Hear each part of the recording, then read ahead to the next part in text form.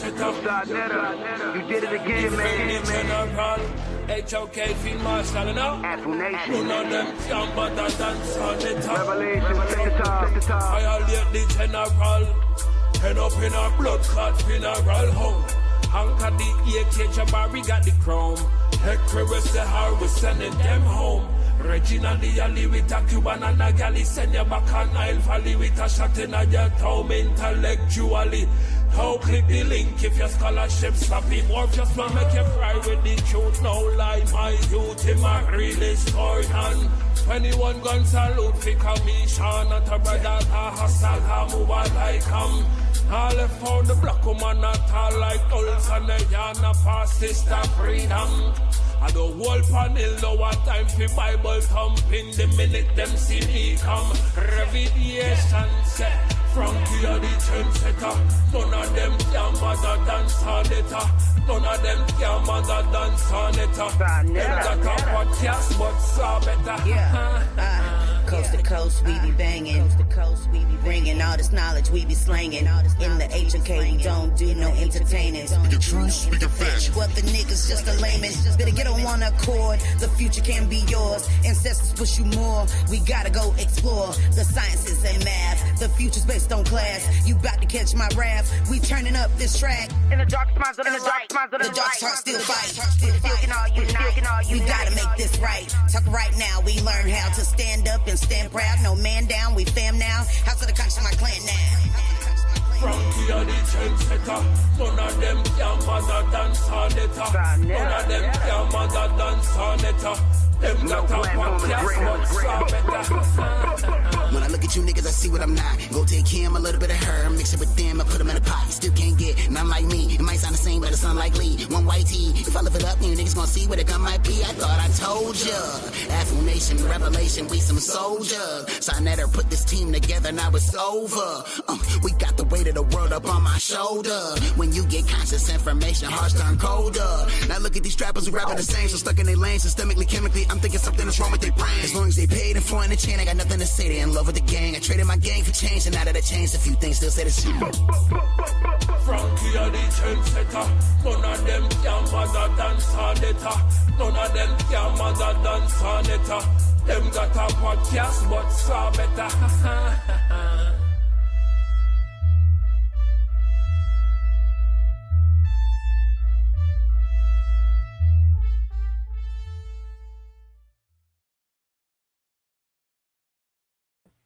Peace. Assalamu alaikum. Hotep, namaste, Jambo, Ashe, Shalom, Shalom. All the greetings of love and light to the darkest minds of the light. I am Napashada. These are the Visionaries, and we are going to enlighten you this evening, this morning, wherever you may be, late evening. We're going to enlighten you once again with some information where we take science and philosophy and everything in between, and we bring it to light and let you go deeper, which when it goes deeper, it goes darker, right? Let you go deeper so we can bring you that light. Yeah, I like that. So thank you, everybody, for joining. Please hit the like. You know the drill. If you're a regular, we appreciate you. Please hit the like. Please share the video. Subscribe on whatever channel you're on. We know it's late, but it's still going to be great. I'm trying to be like Sakina. I want to first go around the panel and introduce her and let everybody introduce herself. And then we're going to get into talking about our topic today. And our topic today is, what is it, y'all? Ladies, anybody? Scientism. Scientism exposing the unintelligent worshippers of science. Thank you. And we're going to obviously always, what's our underlying baseline of all these conversations? Consciousness. Consciousness embodies everything. So thank you so much. Genesis, why don't you go ahead and introduce yourself? We'll start off with Genesis. And she's not feeling well this evening. It is very late. Shoot. There's some troopers up here keeping their camera on. Most people are in bed. So we'll let Genesis introduce herself. I'm glad you're here with us. Genesis, introduce yourself, and we'll go around the panel. Yeah, I'm not feeling too well, guys, but I'm still here. I'm not in bed. I'm definitely sitting at a table at my desktop. But yes, I'm Genesis. I'm a Orisha practitioner. My crown is Oya. I have been practicing over the past 6 years in the Ifa tradition and faith, which is a African applied science. And happy to be here. Thank you so much. And we will go to Sakina Ra, the queen. Sakina, she's she goes deep and brings us to the light. Peace, Sakina. Go ahead and introduce yourself before we get started. Well, Akamaya, everybody. I'm Sakina Ra, and I am. I'm not gonna go all that. I'm a practice. Yes, I'm a comedic practitioner, and soon to be, hopefully. I want to be I'm gonna leave that in the open, right?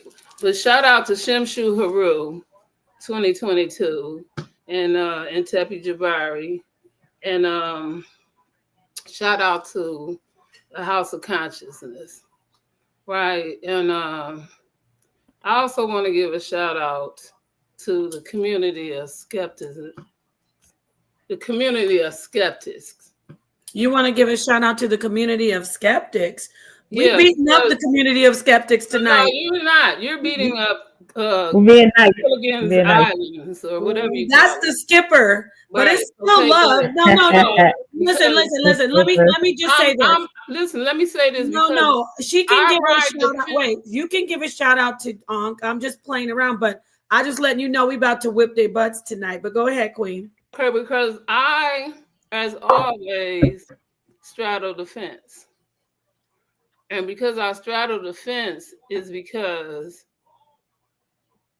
is right ain't always fair and fair ain't always right. And because I always see this side of always the middle. Right. And because of that's me. Right. I know you would do that. Right.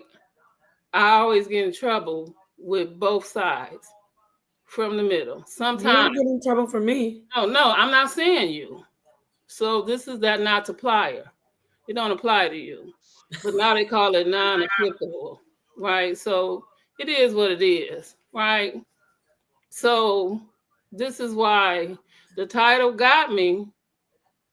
Right, because I'm one of the unintelligent worshipers of science. I am behooved with some of it because it's unfathomable to me. So much so, I got cussed out by Cube for no damn reason. No right He reason. cussed me out too. Right, so again, right, I'm going to join the club. I think we all done got cussed out by Cube at one point or the other. I want to, just on the word unfathomable, because you can't fathom the unfathomable. And because it can't be explained, and I can't rock with that part because you want to explain the unexplainable, this is the problem. So, again, some of the words I can't describe. Right. Let's let the other sister introduce herself, though. So with that being said, I can rock on both ends of this, but this is going to be entertaining because you do a good job teaching. And so do you. I just wanted us to introduce ourselves. So let's go. Okay. Thank you, Sakina, for all that. Letting us know where you, Sakina let us know right off the box, right out the block. Off the bat. What's up tonight. And I love it. This is going to be 2 nights in a row when Sakina is going to be like, show me. Oh, wait a minute. Hold on. I missed something. Doc Too Sweet, your turn. Please come on in. And yes. Introduce myself. Please thank you. Respect, my brother. I understand. Thank you, Sister Nepal. So hello to the ladies on the panel, everybody in the chat. I'm Doc Too Sweet, your friendly neighborhood scientist. aka High Scientist Supreme. Very happy to be here. I'm always happy to have these elevated conversations and just share this information and knowledge. Thank you so Ready much to to my go. sisters. I love everybody on the panel. We got this.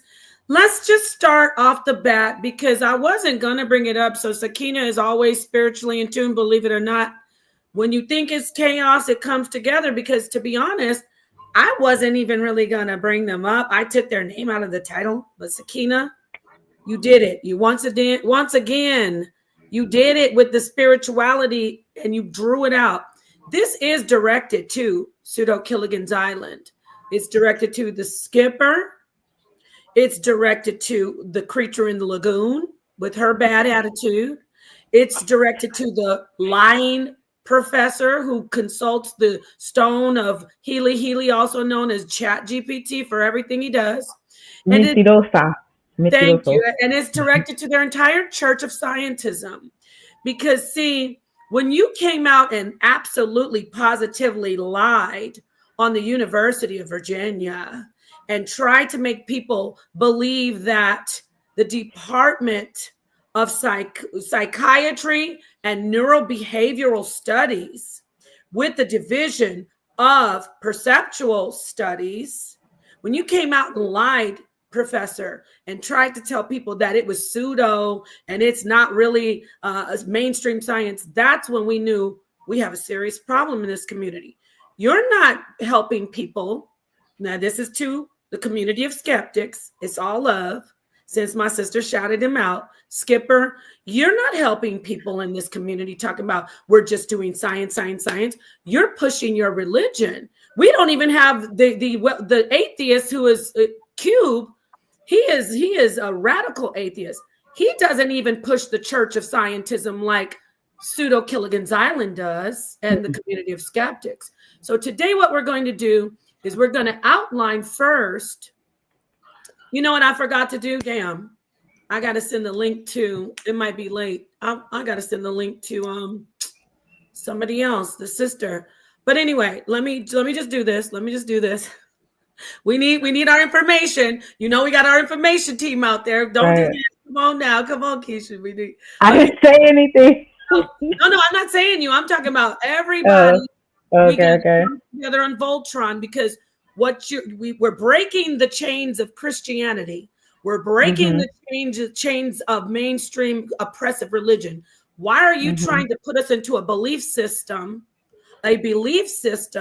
Scientism is a belief system. Why are you trying to lock our minds up? Pseudo Killigan Island. So with that said, where do you want to begin? I'm gonna go to Keisha. I'm sorry, Doc Too Sweet. Doc Too Sweet, I'm gonna say, do you want me to just right off the bat start explaining to the people what scientism is and let them start putting the pieces together and saying, oh yeah, that is definitely them over there at Pseudo Killigan's Island. Do you want me to just start out that way, or what do you want to do? Do you have anything to say? Anybody? Keisha? I'm saying so Keisha. That's her name, but Doc Too Sweet. It's okay. You know, they doxed me and put my name out there anyway, right? So I have the article that I sent you. But you know what? Wait. You know what I want to say though? But we're gonna call you not Keisha Cole, but Keisha cold-blooded with this scientific information. Okay. I know that's right. No, but Doc is fine. I said, so I have the article that I sent you. If you want me to share my screen and kind of lay the foundation. Okay. Let's do the article, and then I'm gonna first. Let's just get the article queued up. Let's just do a quick, easy, Google, and let's come in. We're gonna get the article, and then I have some papers that I want to read by some mainstream doctors and professors at universities who criticize scientism. And you're not going to shut philosophy out. You're not going to shut out all the other very crucial sciences and arts. You're not going to do that, because without all the others, we wouldn't even have, without philosophy, we wouldn't have science anyway. We wouldn't have academic science, I should say. Let's just look at this real quickly. All right. So Stay with us, family. Hit the like, because it's time. It's time. We are the house of consciousness. You are in the house of consciousness, God damn it. We are the house of consciousness, and what you are not going to do is try to lock our minds up, and you're not going to go through the entire community bullying people, trying to make us think that your God, science, is the only valuable informationist, okay, or information system. And by the way, I love science, right? We have a scientist on the panel. Right. We all love science. Right. So scientism is the belief that science and the scientific method are the best or only way to render truth about the world and reality. It is the idea that all forms of intellectual inquiry must conform to the model of science in order to be rational. Does this, everybody get your notebooks out. Does that sound like Pseudo Killigan's Island, yes or no? 100%. Very rigid. Go ahead. I mean, I was going to go around. What about you? Anybody else? Does this sound like how they are? Do they say only scientific method? Nothing else matters. Nothing else is real. Nothing else is actually valuable unless you can take it through the academic science?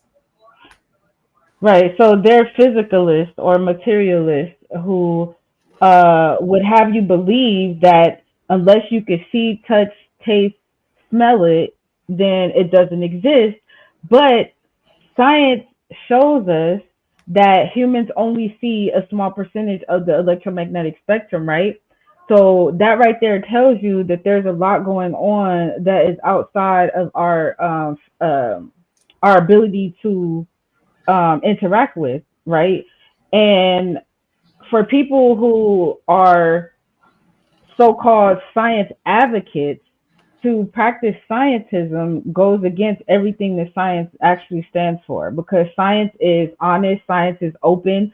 As we talked about it before, the pioneers that we hold in high regard would have been considered quote unquote pseudo or fringe or whatever the case may be. They did not practice scientism. They practiced science, which is meant for you to understand the world around you, not to put these, parameters, parameters on obstacles. Discovery. Yeah. So thank you. So I want you to get your article, and then I'm going to pull up, which I pulled it up before. I'm just going to pull up that quote from the father of quantum physics, who let's see if he would be considered pseudo. But first, let's get that article up, and when we can go over it. Anybody, Sakina, Genesis, you can jump in at any time. I just we've been setting up this whole, what do you call it? Jumping them. You get them from front and get them from back. But y'all come on in and do whatever you need to do. Say whatever you need to say. If you don't agree, we're here. No echo chamber. Right. I believe in a nutshell, kind of, sort of, we kind of mimicking of a smaller, a bigger conversation, like we're saying that the scientists didn't create science, right?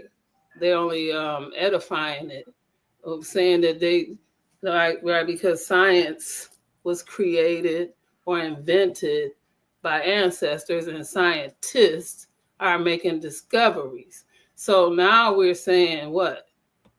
Right, because again, this is just saying that they are edifying or correcting or further enhancing, like the specialists. Again, we saying at one point you had an ear, nose, and throat doctor, but now you have ear, the nose, and the throat doctor. And I think this is kind of separate what you are breaking out, because you're saying that the psychiatrist, the philosophist, and the theorists, or the psychologists, or what have you, are these three separate people. I think when the philosopher came out, there was not the other person, the philanthropist. Right. And so now you have these two separate people, and they're having this discussion. You see what I'm saying? And so now, because I believe at one point we had this conversation, we said You trying to build a rocket, but we just trying to cook, because this is still science, right? Because Yeah. you still have science to break cases, because DNA was not part of. I'm gonna land with that. DNA was not part of some of these discoveries, but you saying DNA to these fossils, but some of that is not in there. You see what I'm saying? Okay. And so I'm gonna land with that. I'm gonna just land with that. Okay. Thank you, Queen. No, I get. Yeah, you mentioned how like things are separated now, kind of compartmentalized, whereas you know, in the past it may not have always been like that. And that's one of the things with science. You have to be very careful not to you know, put any of your dogma onto it. So you guys can see my screen. Everybody can see. Yes, ma'am. And Genesis, did you want to say anything before the sister starts Oh reading? yeah, I'm sorry. No, you're good. I love that top you have on. It's beautiful. So I would say that I think to most people, people think that the assumption is that science is only a high level understanding of things, but children are the first scientists. Children touch the stove, learn that the stove is hot. Don't touch the stove again. You know what I'm saying? Okay, boom, it's hot. They understand what hot is from that point, and therefore they know hot. Okay, we as adults can try to tell the child hot. No, don't touch the stove. But they don't understand unless they experience hot. It doesn't exist to them, right? Spiritually, we can have the same similar effects. Now, just because a person is unable to or have not seen something that or experienced something does not mean it doesn't exist. A lot of African spirituality is an applied science and is based on application of certain things. So, and I'm mainly coming from an African spiritual standpoint. So, thank you, Genesis. No, that makes sense. And I love how you describe IFA as a African applied science. I believe I'm actually a follower myself, so I love that. So yeah, this article here is a great article. What is scientism and why is it a mistake? Science is a method of inquiry about nature. We all know that's the foundation of science. It's just a way for you to understand the world around you. While scientism is philosophy, remember that it's philosophy. It's not science. And scientism is no longer up to the challenge of meeting the most pressing issues of our day. So, I love that they have the key takeaways here because it kind of just puts everything into a nice, neat little package for everyone to understand if they've never heard this term before. So number one, science and scientism. I'm sorry, Doc Too Sweet. Can you let us know the website Big Think? Just give people background on the website. Just real quick, like in 2 sentences. What is the Big Think? What is this? Oh, so they do cover different topics, scientific topics. It's pretty straightforward, and they are pretty reputable as far as like presenting information. Thank you. Okay, proceed. Thank you. Thanks. So, so science and scientism are not the same. You can deeply value the former science while rejecting the latter, which is scientism. Scientism is the view that science is the only objective means, like Nepal said, by which to determine what is true, or is an unwarranted application of science in situations that are not amenable to scientific inquiry. And the last point here, science is a method for asking questions about the world. Scientism, on the other hand, is just one philosophy among many about the relationship between human beings and their experiences.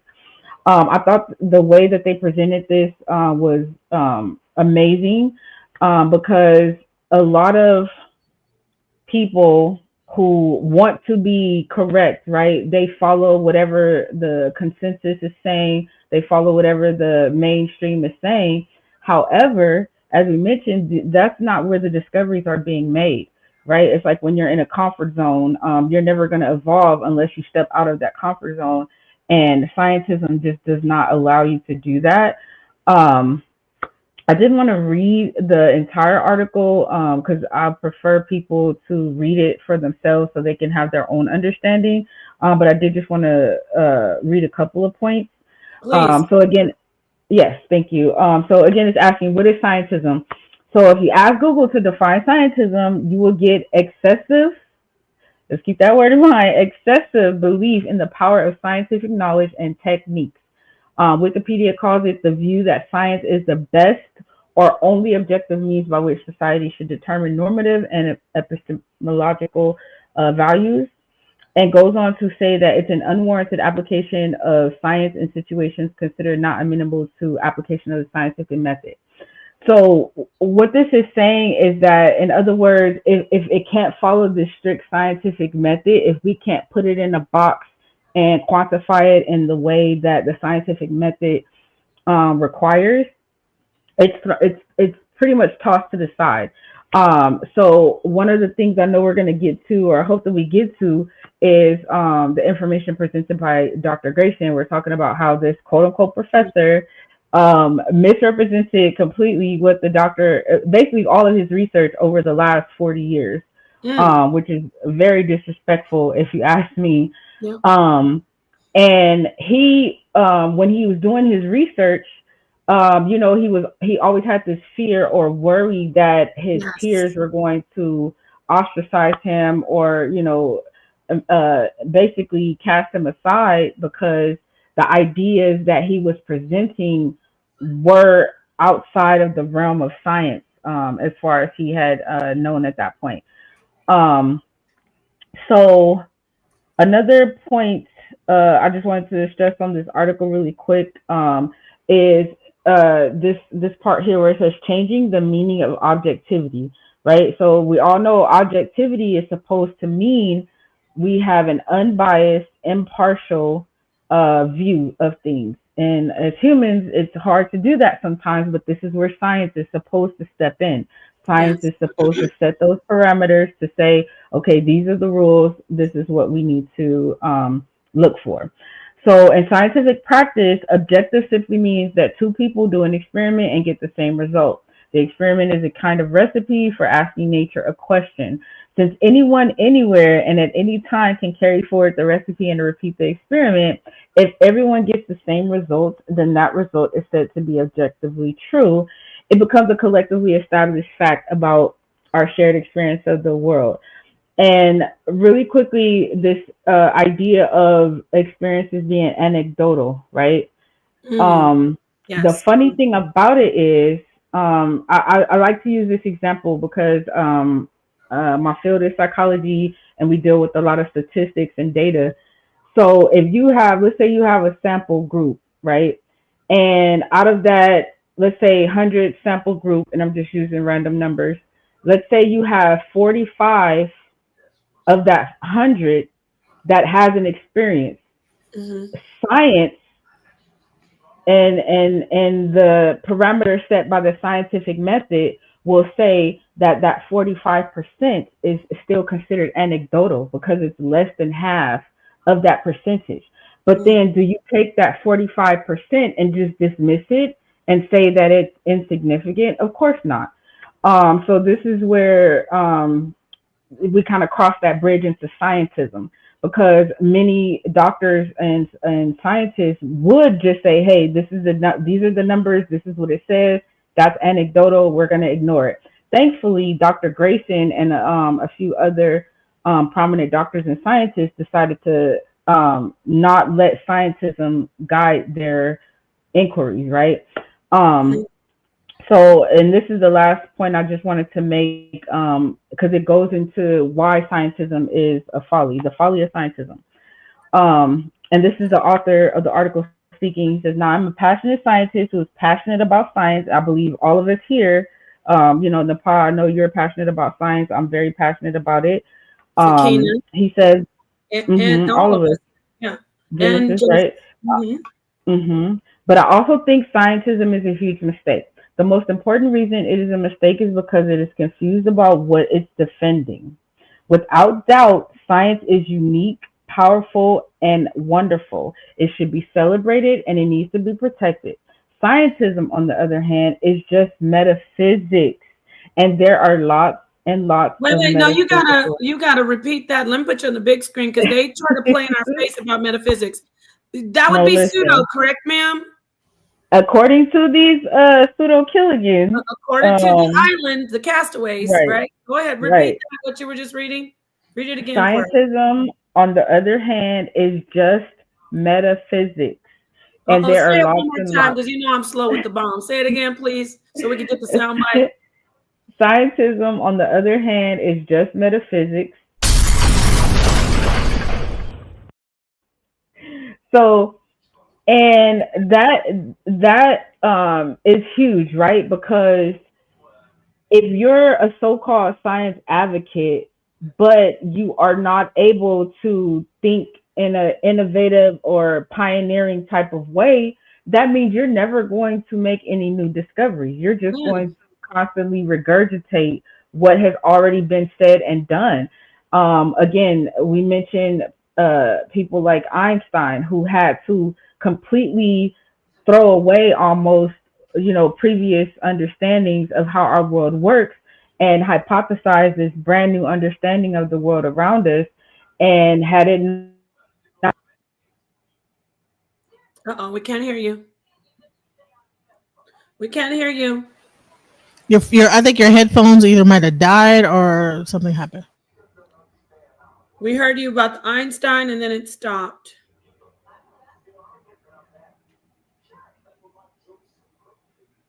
So while she gets that fixed up, let me just recap everyone. What she is reading is we are exposing what is actually going on with pseudo Killigan's Island, aka the fake killers, aka the community of skeptics. They are worshiping science. They ridicule anyone who comes with any philosophical thought, any other type of teachings. They don't have to accept what's presented to them. They don't even want to listen. I have a clip, fair use. You took down the lagoon, the creature from the lagoon took down both those videos where the professor, also known as Cedric, was blatantly lying about the information on Dr. Grayson, Sam Parnio, Sir Roger Penrose, just blatantly lying on the University of Virginia. I have a small clip, though, that I did show on one of my videos while we're waiting for Doc Too Sweet to fix her mic. Yeah, but we're going to show you how disrespectful they are. They've been disrespectful to everybody on this panel. Everybody. If you come with any type of deep thought, like my sister Sakina, my sister Genesis, they come with deeper thought. Doc Too Sweet she's more mainstream science. She's a scientist. But if you come with anything that's off of what they actually know as academic science, they will sit and try to make fun of you, laugh, disrespect you, talk about how stupid you are right to your face. We won't allow it anymore because they have a religion over there. It's a religion. So you want to add something while we wait for her, Sakina, wait for her to get her mic back? I'm sorry, excuse me. I was really clearing my throat, but I do want to ask this question because speaking of philosophical, now I do know that it was a guy named Immanuel Kant who was he brought in that same word. I know it's two different ways to pronounce it, and I have a bad with this word, but either way, I think it was psychology or something to that. But when it came to this Kabbalah or what have you, because again, it was a different practice for me in my walk. However, this is about humanity. Okay, so when we talk about in America, only in America. So this philosophical thing in science, especially when the way Dr. Too Sweet broke that down, the philosophical versus the science, or the science, what was the word, the Scientology, or science, what was that? The scientism versus science. Scientism versus science. We're all for science. They are actually doing a belief called scientism. Exactly. So the scientism part, that philosophical and the scientism, that brought in the humanity in the religion part. And so people started looking at slavery and a humanitarian difference and seeing that it was wrong. So when she started talking about that box and that thing, and then we was talking about that lady Brits and the cheese and the rat and the thing like that, all of that, if you kind of get into that, that was in a different kind of story if you listen to it. But I can't go into books or whatever with that. But again, that's that philosophical explanation, if you will. So I understand that part. But again, that's a different part, or a different fundamental of science, and it breaks it down. So again, these are different teachers of a different, when you're breaking it down. So I'm not understanding. I get it. This ain't that, but this is that, but this ain't that. It's like breaking astronomy and astrology down, and then want to say one is better than the other, or one separates the other, but they both were together, and now you're trying to separate them. Do you understand what I'm saying? Are you saying that you'll catch me later on it? No, but are you saying that philosophy is not, it shouldn't be separated from academic mainstream science? For some odd reason, it was in there, but they separated it because I don't know how. Listen to me. I can't even explain it to this point, but this is where it was. Can I like kind of expound on that? Come on in. Yes. Go ahead. I just want to say that where it really breaks down is that it's educational suppression, and it starts at childhood in schools. Okay, so what happens is that children are taught to conditions school conditions students to obey authority figures, teachers, not in school at that time. But hold on, let me just make my point, right? And then it suppresses them to questioning foundational assumptions or exploring alternative paradigms and things like that. They're penalized for that, right? And so what happens is then you come up with scientism. People grow up trusting institutions over independent thought. You know, science becomes a monolith, something that to accept, not something to do. Scientific consensus is seen as an immutable truth rather than a working model always open to revision. So with scientism, only scientific knowledge is valid. Anything outside of measurable empirical evidence is inferior, meaningless, or false. Scientific institutions and experts are the final people that have the truth, even in domains beyond their scope, like ethics, metaphysics, consciousness, or spirituality. So therefore, you have people that will go beyond science and then have to say, well, no, well, this is wrong or whatever. But if you have a specific focus, you can't speak on something else, right? How can you say that this is not true if you haven't did the scientific research to know? You just say, oh, it's pseudo. So bottom line is that I believe that scientism is a result. Wait, back up. Did you just hear what she just said? Say it again. If you've never even done the research, you don't know anything about it.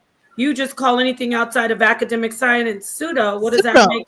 What does that make? That makes you a scientism, a person who fits into the definition of scientism, correct?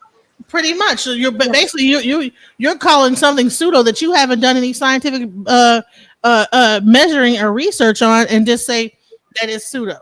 So therefore, right, but the philosophical part is saying that you have to live it or do the work, or it has a softer side to it, saying something totally different than saying science. So again, it's like saying if you had to go to school and had the education, But now you had to either, if you didn't do an internship or you didn't do field work, now you got to do the work. So you don't even have the skills, although you have the education. So science without the backup and the field work, then all you have is a piece of paper, but you have nothing to substantiate the work. So again, this is not about schooling or using that for a thing. So again, you can't call it pseudo unless you have used it or had to understand it. You can't use children that have not been taught. So this is why we said that, because if it was science, politics, and religion, all was one thing and it got separated. So, but children don't have to be taught. What happens is they learn. Well, they have their own scientific method of let learning. me jump in here. Let me jump in here. Scared of fire, and then wait. Can I please come in here? That you fed fire with wood and an outside stove.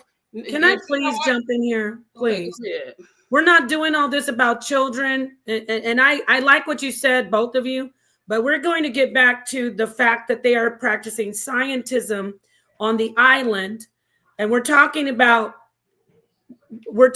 academic science is not scientism. Academic science is something that is important, that we utilize, that we need. But academic science does not go before philosophical thought. It doesn't go before. It doesn't even go before anecdotal accounts. It doesn't. First comes the thought. First comes the idea. First comes the questioning, which is the philosophy. Then comes the science that is academic, and we put it through the scientific method. We don't have the right, if we're going to tell ourselves that we want to make people better, we can't go around a community beating people over the head saying, you're so dumb to even have a thought. Because I'm going to remind people that Pseudo Killigan's Island has been lying and laughing at people for years, saying there's no such thing as a near-death experience. There's no such thing as an out-of-body experience. That's so dumb for you to even postulate or hypothesize about something or about that particular subject. Now, mainstream neuroscientists, psychiatrists, doctors of philosophy are coming in and saying, we're working together on this, and we need to find out why so many people are having near-death experiences. Dr. Bruce Grayson, Sam Parnia, Dr. Sam Parnia, Sir Roger Penrose. You get it? Dr. Hammeroff. All of these doctors and all of these mainstream academics are saying, hey, hold on now. Science is we're supposed to use science to examine this. We're not supposed to just dismiss this and throw it away and say, if we don't know what it is, because you know what it's doing? It's exposing the hypocrites. We don't know what's going on. We don't know if with Fermi's paradox, talking about intelligent life outside of human life and outside of actually earthlings, we have not locked that in. We have not discovered that there is intelligent life other than the life on Earth. However, there is astrobiology, there is astronomy, there is astrophysics. Those are mainstream sciences that study what we don't know. If I sit here and I say, oh, that's such a joke, haha, yeah, life outside of Earth, ooh, aliens. I'm just a fool. I'm just a scientism. I fit into the box of the scientism philosophy or belief. So scientism is what's being practiced on. That's why they can't get off the island. Can I also say that scientists change their mind all the time? Scientism people will say that changing your mind is hearsay, right? But actual scientists constantly are evolving and changing and coming up with new things.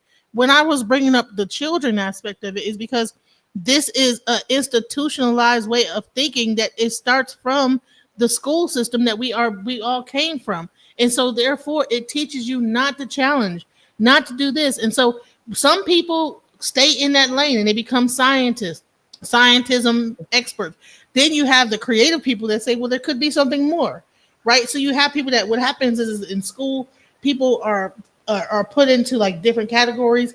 Some people go to the left, some people go to the right. And that's what I'm saying, is that our system of education is the culprit that allows this to happen. Okay, and with that said, I want to get to this paper because we added a lot of our input. I appreciate it. I do want to read this from Jacinta Phoenix. Shalom, back to you. And we love everybody in the chat. We're going. I know you had some tech difficulties reading that article, but if you want to go back to it, we can. I know you just wanted to touch on it. I wanted to get to this information here. And this is what we're discussing at the moment, challenging the hegemony of Western scientism in science teacher education. So this is what you were talking about as far as school and mainstream academics. But Doc Too Sweet, are you okay moving on or to get to this paper? Yeah. I just want to make sure. Can y'all hear me? Yes. Okay, good. Yeah. Please go on. Okay, so Gita Verma is one of the researchers that's cited on this. She's a professor of science education. She's not some swami, which I respect the intelligence of a swami. She's not a babalao. She's not a Kemetic priest. She is a professor of science education at the School of Education and Human Development at the University of Colorado, Denver. They hate to hear stuff like this on the island. The pseudo-Gilligan's Island castaways don't like when we talk about the University of Virginia, when we talk about the University of Denver, Colorado. They don't like it because it breaks their schema, and their cognitive dissonance is shaken because scientism is their belief. So if I say what I'm about to read, one of the people that they call one of their prophets of their religion, I call scientism a religion.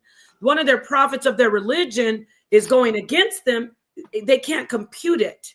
But let's get to this paper and read what Gita Verma and her colleagues have to tell us about mainstream science and versus scientism, and how scientism is dominating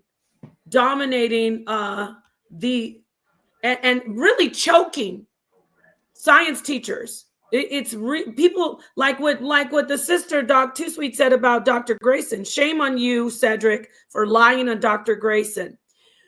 Dr. Grayson says in his book, when he says, and after he says, you know, I was called in the office, and my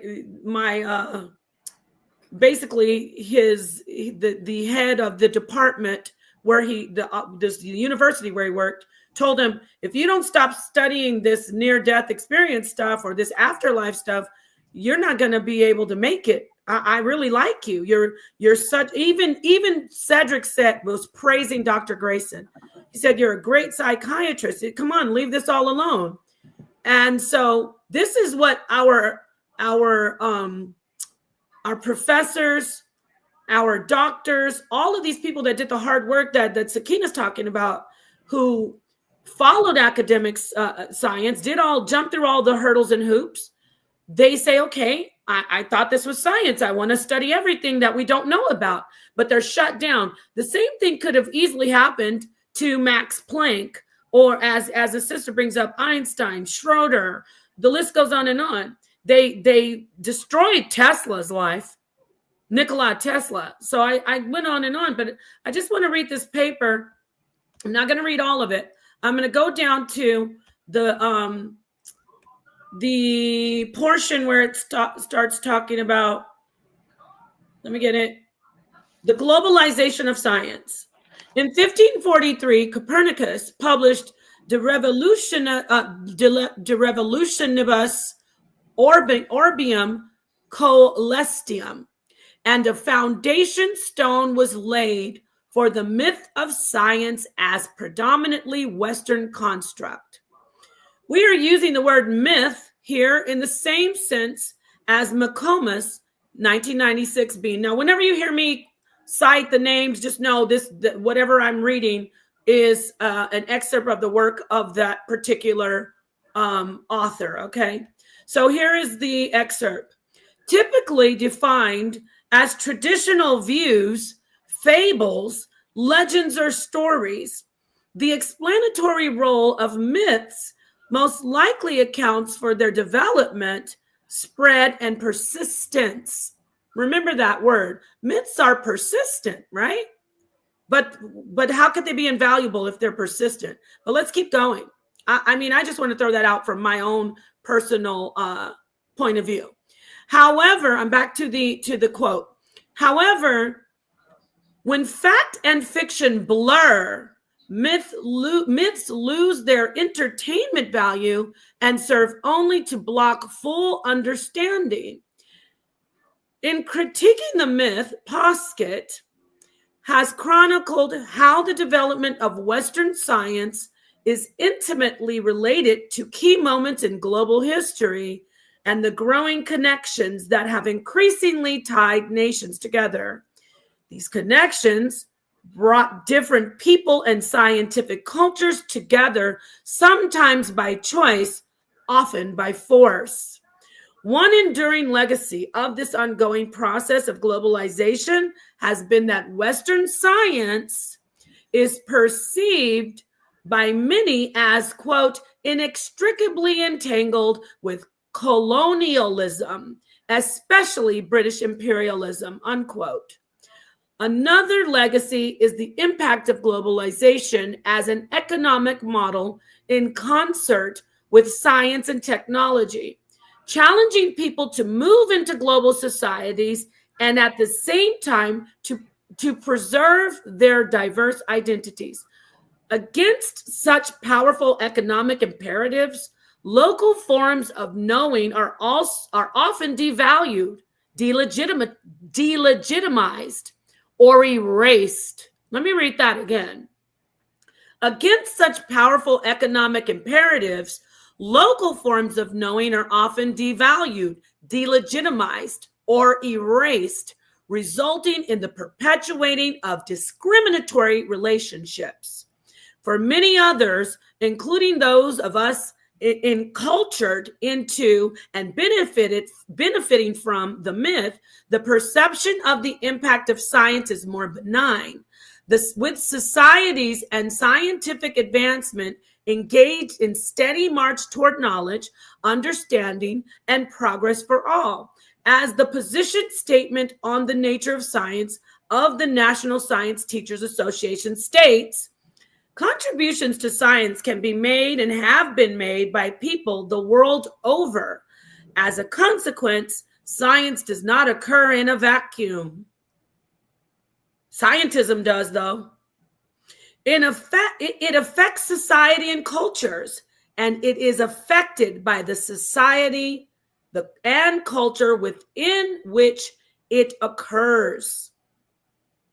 Do you want me to read that quote again? See, we're not we love science. We embrace it. We gobble it up. We can't live without it. But what we don't do is say only science, only academic science is what matters. It is only what is valuable. It is only what leads us to the truth. It is only what we need to be able to grow intellectually and be the intelligent beings that we want to be. Understand? So I'm going to read this quote again, and then I'm going to finish this paper up. I know it might be tedious, but you really got to listen to this. And then we can talk a little more about it. So let me just read this again. Contributions to science can be made and have been made by people the world over. As a consequence, science does not occur in a vacuum. It affects society and cultures, and it is affected by the society and cultures within which it occurs. Now, with that understood, I'm going to take a look at the chat and the audience and the panel. What do you take from that?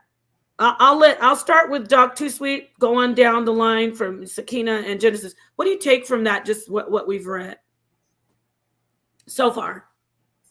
Doc, you're muted. Can you hear me like this?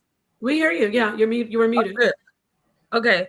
I think it's a great article, one, and it just I brought up how, remember yesterday I talked about the whole scientific revolution and British imperialism, how they came in and kind of remixed everything.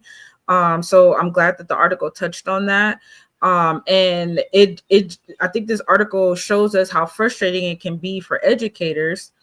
And I understand her frustration with, you know, the way things are.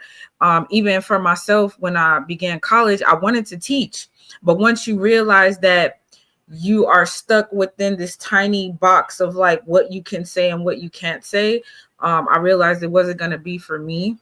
I think that the more that this is discussed and talked about, the more people will start to understand, number one, the difference between science and scientism, but how to catch, you know, ourselves when we're being too rigid or too focused on, you know, that part. So yeah, I think it's a great article.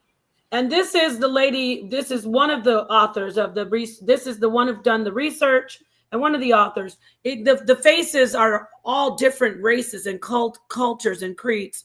And what we're not going to do, what we are going to do, what they won't do on Pseudo Killigan's Island, is we're not going to act like there isn't an agenda to not only block out, get rid of all thoughts of what God may be, but also people with your skin tone and my skin tone. Oh, no. We're not going to listen to any of that pseudo African jumbo wumbo. We had the creature from the lagoon sit on the over there on the island one day and say, oh, that's stinky. They're going to burn some incense. That stinky incense. You're trying too hard to be who you were born to be. You're trying too hard to run away from your roots. No pun intended. You have the audacity to make fun of incense while you sit over there barely hanging on to life itself. Okay? Don't you dare make fun of what other cultures see as sacred and what has been working for people for years. Science comes in, academic science, and what do? We need to find out why they do this. We need to study the Dogon. And so when they leave the Dogon, we have foolish Black people using the information from when the colonizer went in and sat and studied the Dogon people. So now we have fools who are brainwashed. They jump from the religion. They jump from one religion. They jump from Nubians, and then they go into being scientism followers of praising science and scientism. They're still in the religious belief mind. You're still locked in a belief because you're going to make fun of people when they talk about the Dogon and their ancient ways of being able to look into the cosmos, and they knew all about the dog star. They knew about Sirius. And you're going to say, oh, that's you so dumb. Science told us that, two colonizers came over there and the master was listening to them. And then when the master was listening to them, master told them what the dog star was. It wasn't them. It wasn't I hate the accent. So tired of all you stupid ass Negro. I'm tired. I'm trying to push science over here. No, you're trying to push scientism over here.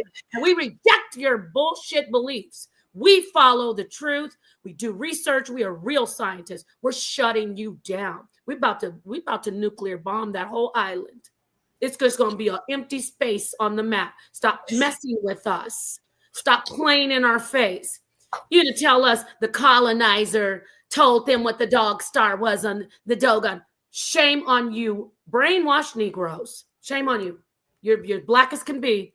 You're black as can be. Now, I'm going to move on to, thank you for your input. I just wanted to let them know we're on your heads.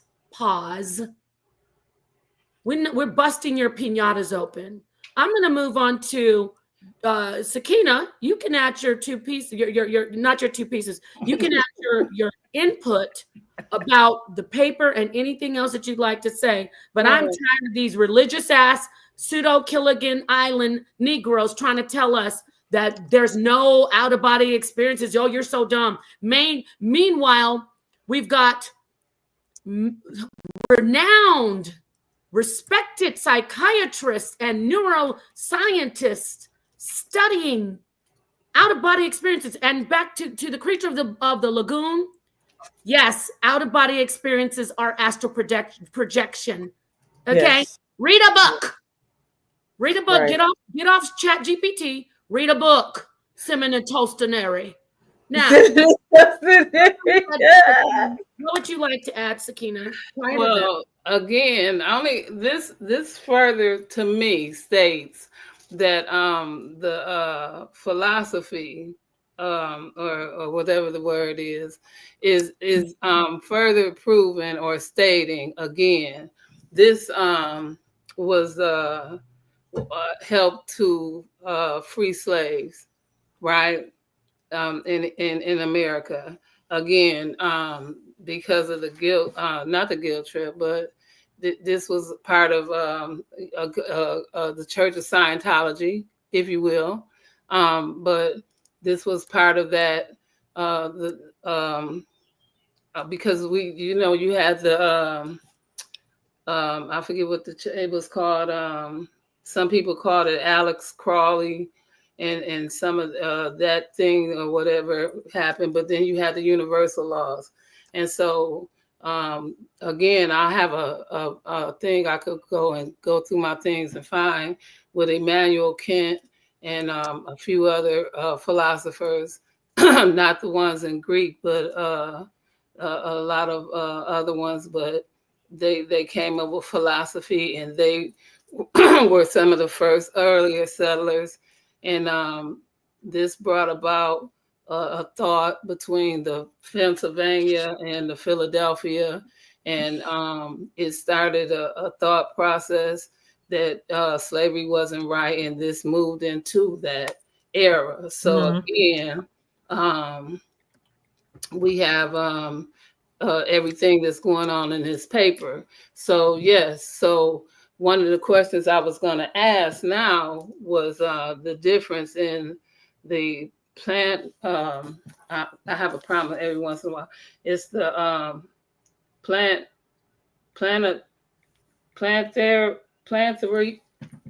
I can't even say the word right now. What is spell it? What's the word? Plantrapy. Philanthropy? Yeah, that word. And the word I just said, the one we're discussing right now in science, because I know there are two different things, right? And they can be discussed outside of science, but what are they inside of science? Because when we say they're departmentalized or characterized, because you can use them as far as psychology, right? But yet you can use them in science. So what part do they have in science? You see what I'm saying?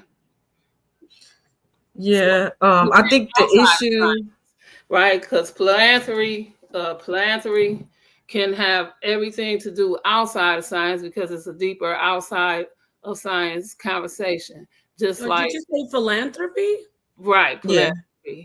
Right. Right. This is a whole discussion of like economy, and just like the psychology. This deals with a whole spectrum of the people, humanity. And that's what when we talked about the humanitarian and that's why we was talking about that.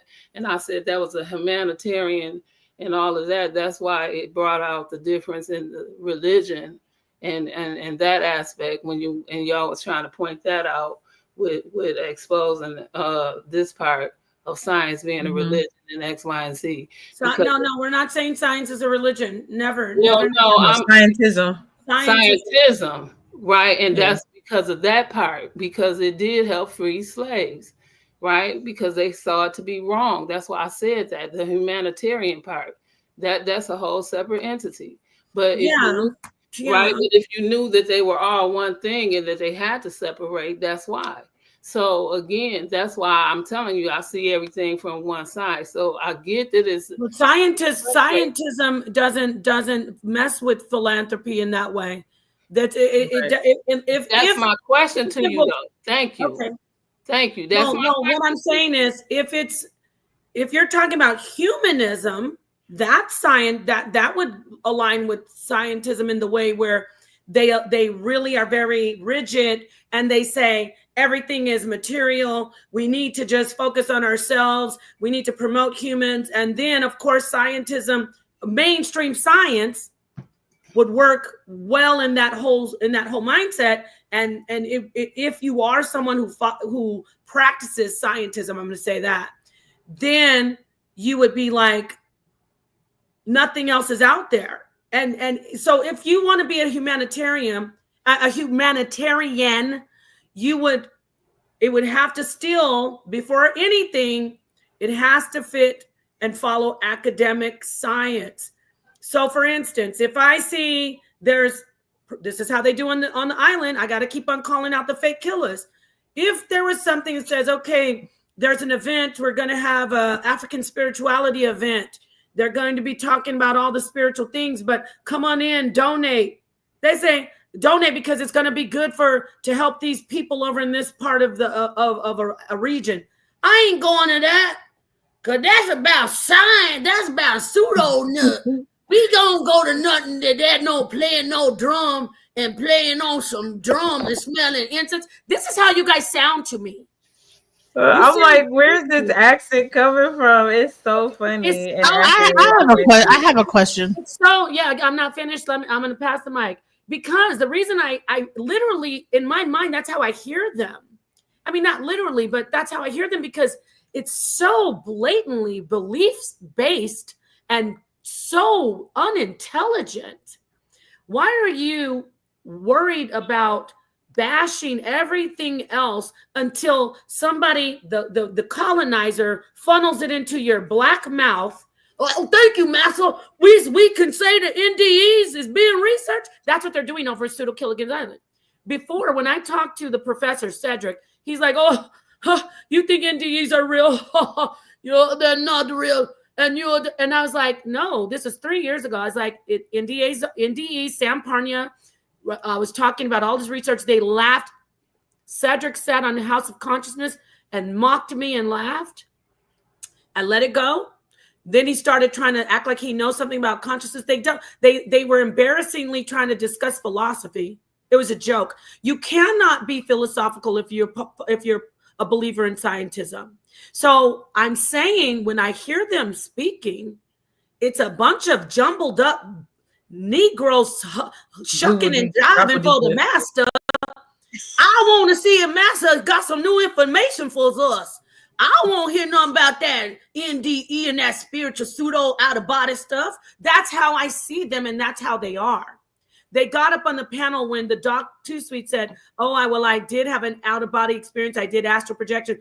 Oh, let me come on in here. Master say I need to talk to her. See if she a scientist. No, you're the one that's silly. Then when I brought the information and said, OBEs are researched in mainstream science. Master said it's okay in their scientism. Now they started changing their tune. Napa said that it means that God exists. No, I never said that. I said, you are wrong. I'm going to get to the information. I'll pass it over to you, Genesis, but I just want to make sure they know you're the dummies in this community. You're the ones that are embarrassing. You're the ones that we see as just a bunch of shucking and jiving Negroes waiting for Master to good job, boy. Good job. You don't. No, hold on now, boy. Don't tell the Negro that. We researching OBEs now. Oh, we is, Master? Oh, never mind. Well, you better watch your Negro self with all that pseudo stuff. I'm watching them, Master. That's what you look like over there on Pseudo-Killigan's Island. A bunch of shuffling, ignorant coons and creatures in the lagoon. You can call us the Muppet Show if we want. We're over here free thinking. We're doing real science, and we're doing philosophy, metaphysics, everything. You better watch your step, okay? Watch your step, because we are on your head. And I did mean philanthropy. I didn't mean for. We're going to get back to this scientific information and all of these experts. We're going to read their papers. We're not going to ask Professor Dave, a racist, who actually said that Lord Jamar was pulling the race card because he thought he was, but he wasn't. We're not going to call a racist to come in and tell us, which came and bit you in the behind, because then Professor Dave said, he literally said on his channel, this is paraphrase, oh, I had to go over there and help them niggas. I had to help them niggas learn about science. You know, they over there doing African beating drums and bones in the noses. And then they got their feelings hurt. Oh, it wasn't so cute then to pull him on the channel. Come on in, Professor Dave. Help us laugh at these Negroes thinking the earth is flat. But then when he went on his channel afterwards and said, oh, I had to come in and help them with their Afrocentric, their Negro cuckoo-ness. You didn't like that, did you? Your blackology. Your blackology. Go ahead, Genesis. So I also wanted to even get into health when it comes down to into this, right? Scientism, right? So the worshipers of science would say, hey, you have to you would say, okay, you have to test, it has to be tested. So that would mean they would believe in the FDA, all these different testable things, right? So let me give you an example. I went to the doctor's, my shoulder was hurting. I'm a veteran, right? And instead of giving me an opioid, which is probably saying the FDA would say, okay, give this person an opioid to block the pain. I went in there, you know what they gave me? This thing called battlefield acupuncture, BFA, right? And this is where they insert needles into your ears. And it probably is, I don't know what I've tried to do the research into, I'm looking into it more, but it did reduce my pain. Now, acupuncture has existed for hundreds of thousands. I don't even know how long. But this Air Force doctor comes up with this BFA, and now they're using it for veterans rather than giving them opioids, right? I'm sorry. Hold on. I promise I won't talk over you too much. He can't even spell anecdotal. Check it out. Right, I'm about to say. This one, the Castaways. Anecdotal. Here we go. You're not ready, Sosa. I whipped your ASS over on in the league. So you can't even spell anecdotal, so I know you don't know what it means. You just heard it said a couple times. Go read a book. Go ahead, Genesis. Okay, so you're saying it's not true or reliable, but I'm trying to tell you. No, he's saying it's just a personal account. So it means he BFA is something. He believes in scientism. No, we needed to use him as an example. I'm sorry to interject or cut you off. I promise. Hold your thought. He believes in scientism. She's telling us an account, a personal account, which would be anecdotal. Yes. What's wrong with anecdotal? All science, the research that is done in psychiatry and psychology begins with anecdotal. Tell us how you feel. What did you think? What do you see with this in this ink blot? What do you know? So it's all a personal account, but then it goes to rigorous different methodology, different types of methods, I should say. So that's why we love science. But you are into scientism, so you're in a belief system. She's giving us some factual information on acupuncture, and you come in here, can't even spell anecdotal. It's an E, not an A. Anecdotal. Here we go. That's because you only believe in scientism. You are a scientism believer. You're not a scientist. You're a foolish.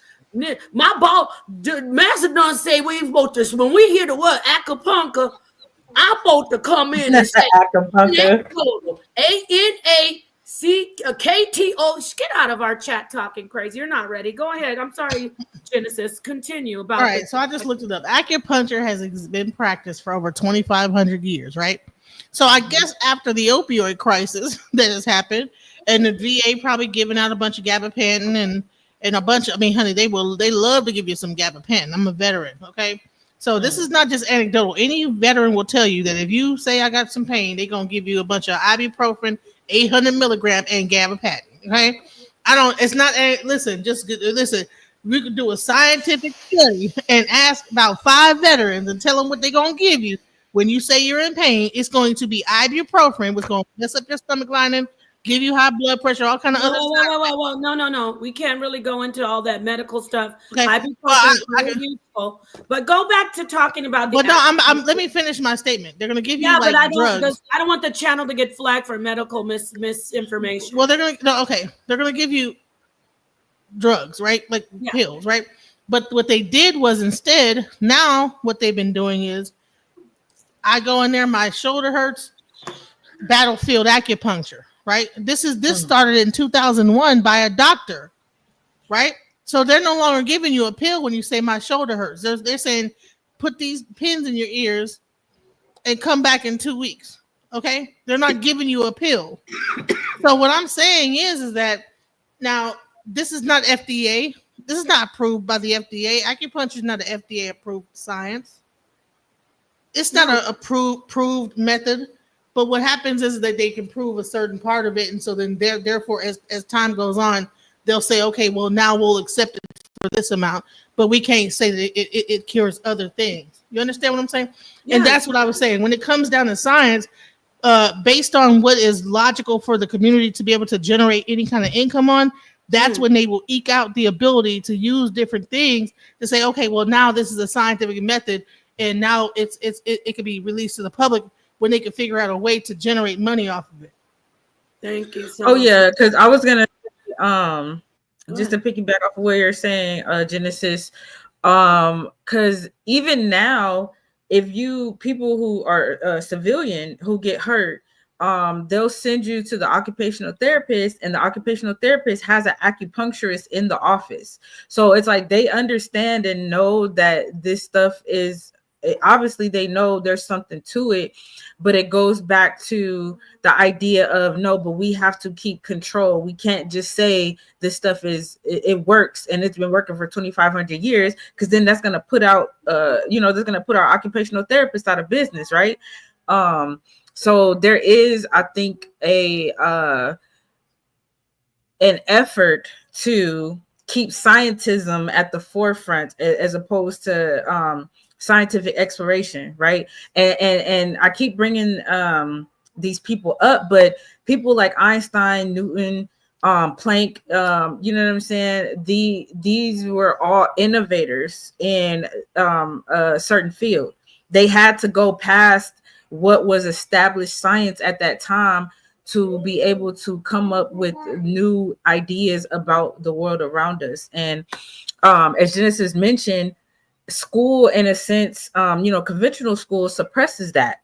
We no longer praise independent thought. We want, well, I say we in general terms, but they want students to just, as long as you could work a machine or press a button or mop a floor, you know what I'm saying? Like that's all they care about. It's not about inspiring new independent thought at all. And I was gonna say too. So now go like now take that acupuncture and then go into Buddhism, go into Sufism, go into Hinduism, go into Ifa, right? And then they would say, oh, okay, meditate. Go within yourself. You can fix your own issues within yourself, mentally, physically, this, that, the other. That's pseudoscience now. So all these things have a scientific method of how to do certain things based on the research that enough people have done it to know that it works. But they would say that that's not scientific. That's pseudoscience.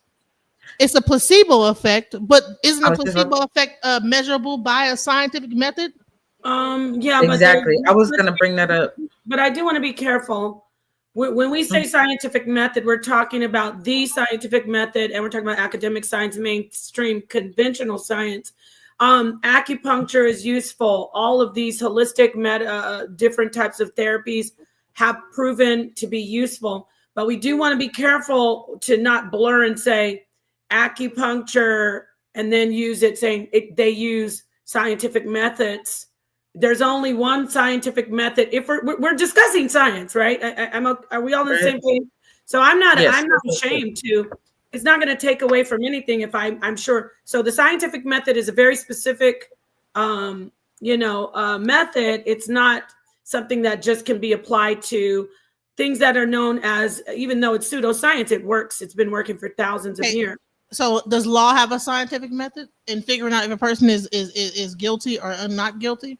My thing is that we have gotten so thing about the actual definition of the scientific method that we have forgotten that there's a method to figure out the truth of things throughout philosophy, throughout everything in life. So why would we say that only the scientific method over here is what's valid, but then the way that we figure out if this is that or this, that, the other ways that we think figure out things, that's not a scientific method. We say, oh, that's not even the same. But we're applying. It might be called something different, but it is a method that's based. There is a actual methodology to figure out what the thing is. You understand what I'm saying? Yeah, well, that's the issue, though, is because the quote unquote scientific revolution that was brought on by British imperialism, that is what people use as like the litmus or the standard. So even if there is another method that is just as, effective, it's going to be almost put to the side because Europeans have placed their scientific understanding as the end all be all, and that's the issue with scientism to begin with. It's like if the ancients were doing science, right, meaning how alchemy became chemistry, now we would consider alchemy a pseudoscience now, but it took that quote unquote pseudoscience for us to get the chemistry out of it. And in the ancient times, the ancients didn't differentiate between, oh, you're a scientist, you're a philosopher, you're a priest. You know what I'm saying? There wasn't all these different differentiations that we make now. And I think that kind of muddies the water. Mm-hmm. But these things were priests. They were priests in those old times. Exactly. All these people were priests at some times. You would have a priest that actually would focus on different aspects, and all of them had a method to coming to their conclusion. All of the scientific method is to come to a conclusion. So why would one method be more valid than the other? And then you would say, well, that's pseudo. That's not a science. Well, you come to a conclusion based on it, and then lives are changed based on that conclusion. So why is one thing more valid than the other? And you got to say that's pseudo. Oh, law. So law would be considered pseudoscience, right? Because it's that European standard. Yeah, but honey, people will be put to jail in the rest of their life based on that. So it doesn't. So you can say that's pseudo and everything, but people's lives are influenced by this. Right. What were you saying, Sakina? I think you were saying something. Well, again, because when you did have priests or judges or over these things, but it's at the same time they had councils. And the laws or standards were based on those things. So they set and they judged all of those things, right? And within those laws. Mm-hmm. So again, for a science method, it depended. So this ain't that. We're using today's standards to think about yesterday's things. And we can't do that for those numbers and everything to equate.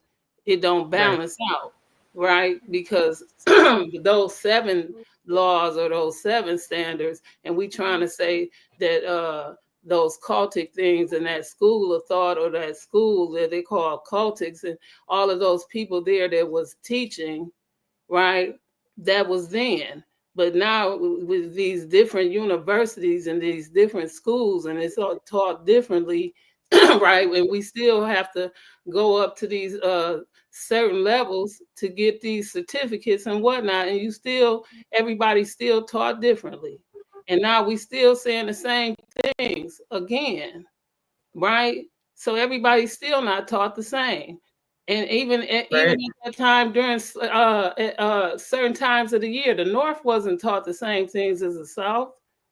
And we know this. But for some odd reason, we act like it's not. It didn't happen that way. Right. And people learn different also. So you can have a classroom full of 30 students and they're all getting the same lesson, but not everybody is going to retain the information the same way. But I think what's important is that because I always bring it back to the ancients. I'll always revere and give respect to the ancestors, because science tries to diminish what the ancients knew, right? They'll say that, oh, they didn't know anything and they were just hunter gatherers with stone tools. That's crazy. But yet, listen to what I'm saying. At this time, though, when the ancients knew, the ancients at the same time, those visors were in charge of all of it. It wasn't separated; it was all of it. You see what I'm saying? Right. And they called it Mayat. Okay? And Mayat covered all of it. Right? That's what the legal system's based on. That's what even IFA is based on. Even in America, unbeknownst to a lot, even in America, at one point, to be president, and even so still, but not so much now.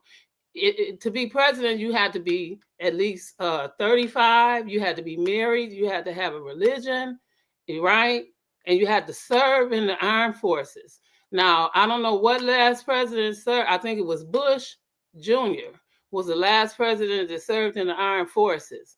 And nobody else, as far as this religion standpoint. Now, you can look all that up, right? But so some of that is not so, but you still have to be married. Now,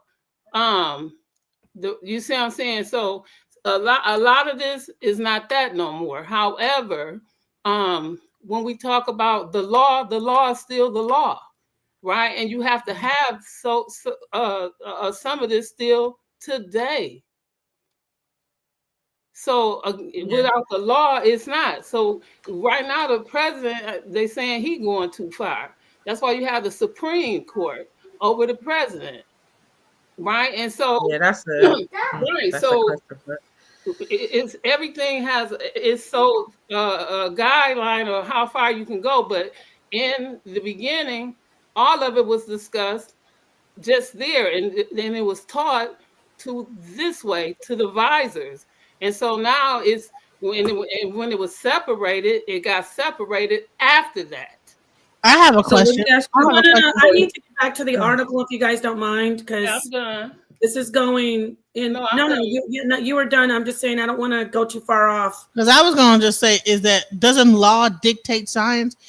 Isn't every scientific thing ruled by a law? Okay, before you can actually even give out about the science, the academic science, and the scientific method that is involved in it.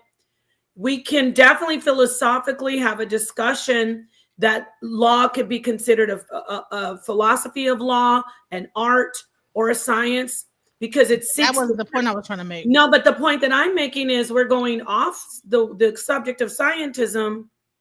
So I don't want to keep on discussing. If you want to make a point that law is science, go ahead. And then I'd like to get back to the point I was trying to make is that the very thing that is not a science is used to govern science. How is that? Okay. How can you create something that is not scientific and govern the thing that is science, right? Laws can be put in place to stop certain aspects of science. So for instance, like I just talked about acupuncture, right? You could say that, based on the law, right? That cannot be considered a valid FDA approved situation. Herb cannot be considered a thing because FDA, it was not approved. It didn't go through certain methods, but that's legally they could say that this is not approved by the FDA because it So how could you use something that's not a scientific thing to determine something scientific? So Doc, I think she put. Well, I'm going to answer. If you don't mind me just getting in here, because you've proven that science, academic mainstream science, isn't all that is useful. You made a good point. You see, if you were a believer in scientism, you wouldn't be able to say that, what you just said. And now I'll pass the mic over to Doc Too Sweet.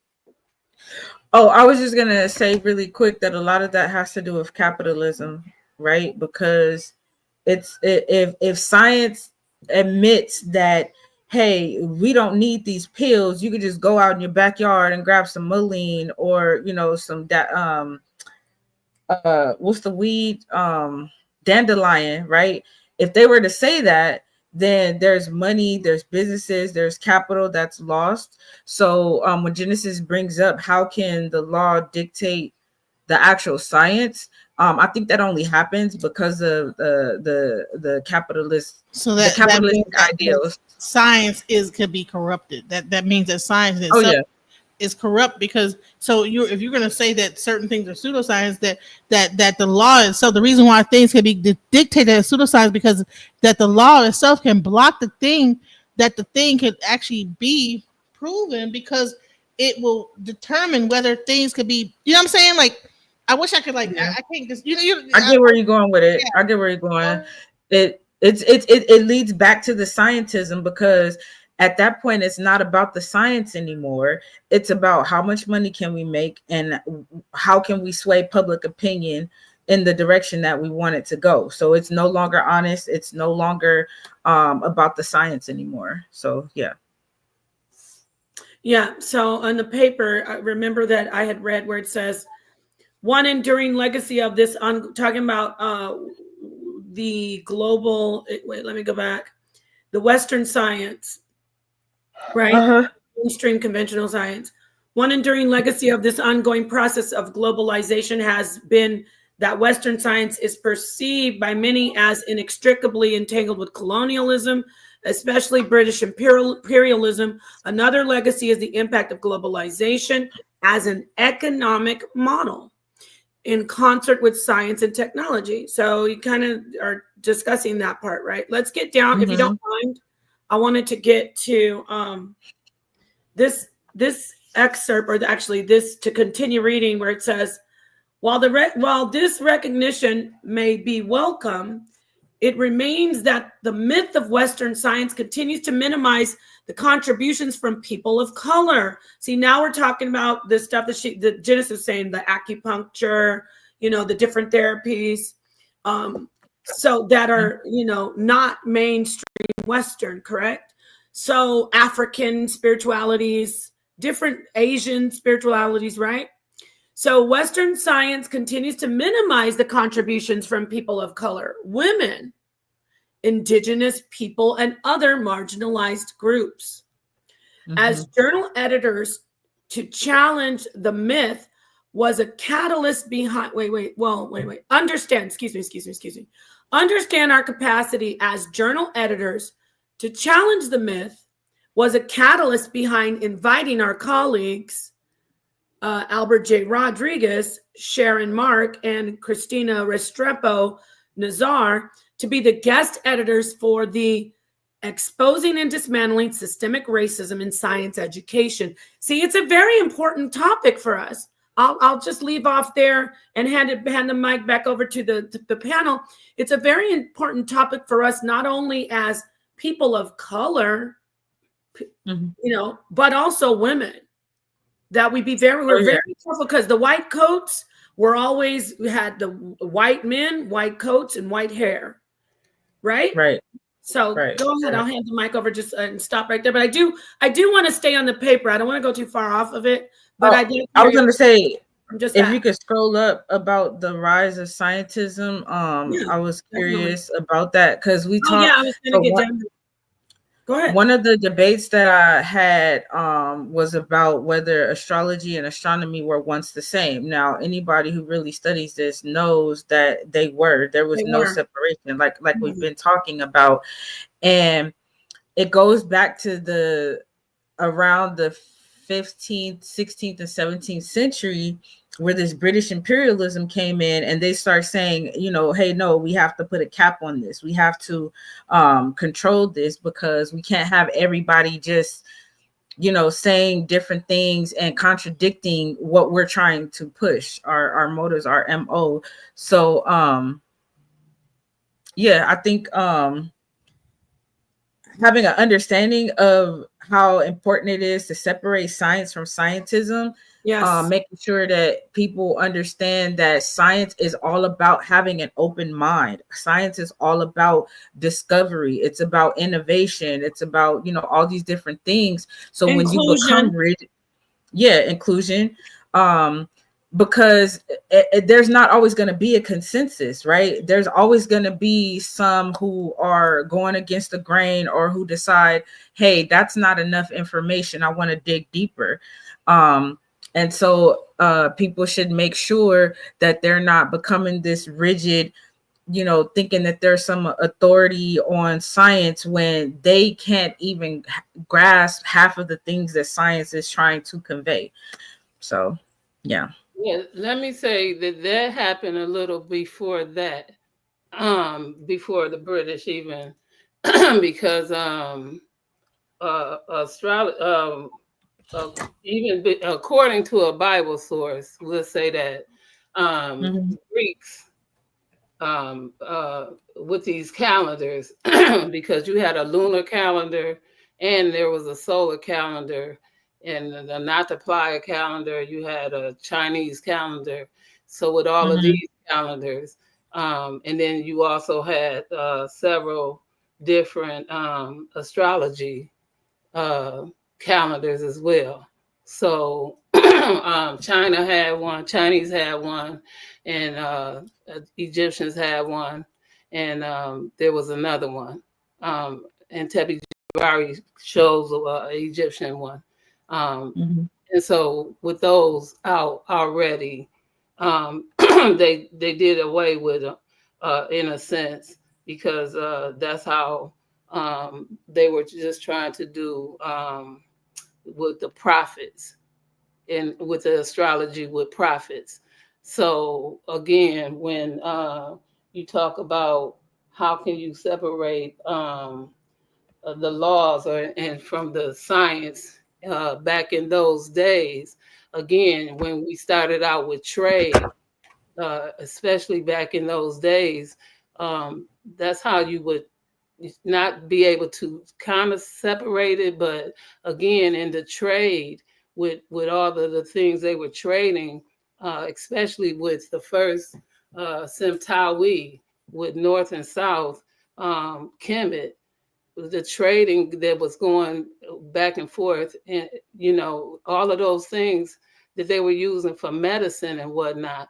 That's how you would know, with that kind of stuff. If you don't know what you're buying and whatnot, so turning it down and sending it back and whatnot, according to what laws and what have you. So that's how you would know, because capitalism didn't happen until it came into America. And that's capitalism in America. And that's what the White House is, capital. So again, when we talk certain things, this is where you get it from. So you have to understand the whole language and the cultivation, civilization, when we talk about these waters, when we come to America, in America, from across the Atlantic. See, this ain't that when it becomes that. So when you say the British colonization and that set of mind state, then you got to get over here now, because the British copied when they came over here to this new world, and they were trying to make a new thing. So, but they copied a rendition. So this whole state of mind we playing now, right? They was trying to bring in a new civilization with a new state of mind. So again, separating the two to bring in. So y'all talking about bringing in this new mainstream. This stream wasn't even there yet. So again, we going further out now, because we see science didn't see this then. The ancestors created a thing, but now you have scientists, because they didn't have scientists. They walked it as they saw it, right? That's how they were doing it. But now you have scientists that are seeing it and trying to do the work, because they didn't worry about that. See, we have a lot of people assuming, like They just like the scientists make an hypothesis on how they lived. Nobody really know how they lived. I was gonna say though, because you said that capitalism didn't exist until they came to America, but it actually just depends on how you look at it, because the slave trade was already happening. In civilization, there was no capitalism, but capitalism was founded in America. All day long, all day strong. But capitalism didn't begin in a civilization. That didn't happen till here. See, I didn't say that, you did. So I'm rocking with what you said. No, but let's thank you. Actually, I do want to have a discussion on capitalism and its roots in America. So that's a great topic. Thank you for your input, Queen. I just want to get back to this reading about the scientism. Please hit the like button. I know it's late, but this is a topic in a stream that I do want people to revisit and be able to walk away and say, yes, my goal is to enlighten people and to show people, along with the other visionaries, that the ladies on the panel and the people in the chat who are aligned with us, our goal is to show that as we try to escape one social construct, one doctrine, one dogma, such as Abrahamic faiths, mainly things that we've been indoctrinated and banged into our head and programmed, we shouldn't jump from the frying pan into the fire and follow scientism. And that is exactly what's being pushed when you hear people saying nothing else matters. We don't want to hear about what else matters. We only want to know about what academic science has shown us through scientific method. We don't want to hear anything else. Nothing else is valuable. So I do want to we have so many amazing minds, but I do want to get back on track. And that's not just to Sakina, it's to every single one of us. Yeah. All of y'all. So I did want to bring up real quick about Dr. Grayson. Yes. Before you say that, Dr. Sweet, I'm going to let you get to Dr. Grayson, but I want to read this Rise of Scientism, and you're in my mind. I want to get to the information that's been show the people why we're so up in arms, the lies. So go ahead and make your comment on Dr. Grayson. Let's get back to this paper, and then we can move back to Dr. Grayson. Go ahead. Thank you. Just real quick, because what is so amazing about his work and his book entitled After is that he is actually appealing to the skeptics and those who would, say that this is not real. And he lets you know that he took it from anecdotal to a scientific study and a scientific method to actually quantify these things. So his work is very, very important. It's very scientific and it is very valid. So for anybody to brush it off when I say astral projection, but you have doctors who've been in their field for decades who are substantiating my experience, it just lets you know how out of touch certain people are with what is actually going on in science. I just want to say that. Thank you. And we're going to get back to that. Put a pin in that, please. Remind me, because in case I get off track. So let me read this right here. The Rise of Scientism, which is being practiced by the community of skeptics, practiced by Pseudo Killigan's Island and the castaways over there on Fake Killis channel. They are bullying people into basically another belief system, another religion. Right. The rise of scientism, science as a human construct, has evolved from early speculations about the natural world. So Genesis and Sakina were correct. There wasn't just one rigid academic science, right? Before we had the scientific method, there was a type of science. But we're talking about science versus scientism. So we're talking about, as advocates of the scientific method and academic science, we're all on board, right? I just want to remind everybody, we're not anti-science.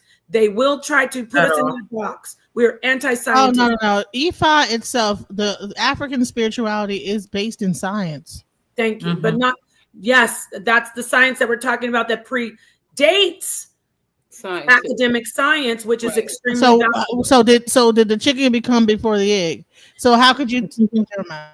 Yeah, no. I'm not disagreeing with you. That's why I'm saying no.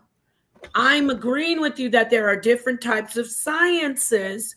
We are taking the torch out of the hand of the scientism, and we're chasing them back to the island with the fire, saying you will not use science to try to tell us that scientism is all there is. Are we clear on that? Okay. Yeah, science definitely. Thank you. Science as a human construct has evolved from early speculations about the natural world through natural philosophy to the contemporary professionalized status it currently enjoys, and was initially promoted by men such as William, I don't know how to pronounce his name, so I'm going to try it. Whewell or Whewell. I don't know how to pronounce his name, but this is not a scientific paper, and this is definitely not Timodoro Particio. So I'm just going to stab in the dark. William Whewell. So over the course of that evolution, Western science and Western culture have become increasingly intertwined and interdependent. Hear that? Science has become a predominant way of knowing in Western societies. Let's read this excerpt right here. There has been, on the one hand, a disintegrating effect on traditional values and forms of representation, and on the other hand, a progressive integration into the dominant culture of the scientific mentality, the values, content of knowledge, and patterns of action which underlie scientific practice and are formed by it. As a consequence, Western science is firmly entrenched as a way of understanding in Western culture, characterized by its own language, values, context of origin, and applicability that differ from other ways of knowing the world, such as traditional communities. The power and prestige that Western science has accrued to itself has become idealized to value skepticism toward the value of socio-scientific reasoning and a strong desire for objectivity. Do you hear anybody? Is this? Can I just say something about that? But I want to see, do you see where we're experiencing this yeah. with the critique? Does it ring a bell about when you bring up anything that is not yet fully discovered? We could talk about the quantum world, talk about quantum science. They might as well mock it, but they can't, because mainstream Western science is so hinged and locked into the study of the quantum world, right? But Max Planck said, quote, "I see matter as a derivative of consciousness," unquote. Go ahead, Genesis. Okay, so there's a whole video that this scientist does, right? So he got a grant from the United States government to go over into Nigeria and Western Africa, right? And to learn about different divination systems. And what he found out was they use this sand model and this, that, the other, and that's what the binary code was based on. He was able to find one person that told him the actual, because he was looking at this thing. He only got one hand. He actually got initiated and everything. So they gave him a bunch of money to go over there and find this thing out. What he found out was the binary code that existed within the divination system to determine the outcomes of what's going to happen in people's lives, right? So then he figured out that, this is the same binary code that we use in computers. And he got millions of dollars in this grant, right? And was able to write a paper and break things down, accumulate a bunch of different things from, different aspects, parts of Africa, parts of Asia, and then break it down into the whole binary system and create a whole study on this, right? Now, he had, like I said, millions of dollars to do this, and he wrote a book. So what happens is that then people will read that book and say, well, he wrote a paper on it. He is the originator. He is the person. It's a paper on this because I heard people even in the thing. There's papers on this and papers on that, whatever. But people don't even understand where do these papers come from. It's people doing into different cultures and finding out information of things that existed way before that method even was created based on. Break this down for me, what I'm trying to say, Doc, because I'm. No. I want to get back to the paper though before you do that. The papers, they were all saying that all these methods are based. There's papers to back it up. They all talk about these papers that are backing it up, but a lot of these papers are they're funded through the government, and they go into these little small villages and find out different information, and then they come back and they write a paper and write a book. And now they're a millionaire with the information that they found out by doing the research based on this information. So, but who was the originator of it? Is it the person that wrote the paper, or the people that he did the research into the paper to do it with? So that's what I'm saying. The one who wrote the paper gets the credit. I will answer that for you because I am not against science. If he went into the village and found them doing this practice that has been working for thousands of years, and he did the research, I give him a gold star. High five as a scientist because he deserves the credit. If he says, I got this from these people, this is where I learned it. He did all the research. He deserves, as a science in academia, he deserves credit for doing the research, but he doesn't deserve credit for what the actual methods bring forth. Of course. So that is when we're on a higher intellectual level. We're not going to go. What they'll do is they'll take that paper and name that method after the person that wrote the paper. That's the problem. Yeah. Well, whatever they're going to do, we're going to make sure we keep them balanced. We're going to be ma'at. We're going to come in here and say, we're not going to be fall to scientism, and we're not going to start going against science and saying, how dare they come and take this information from us?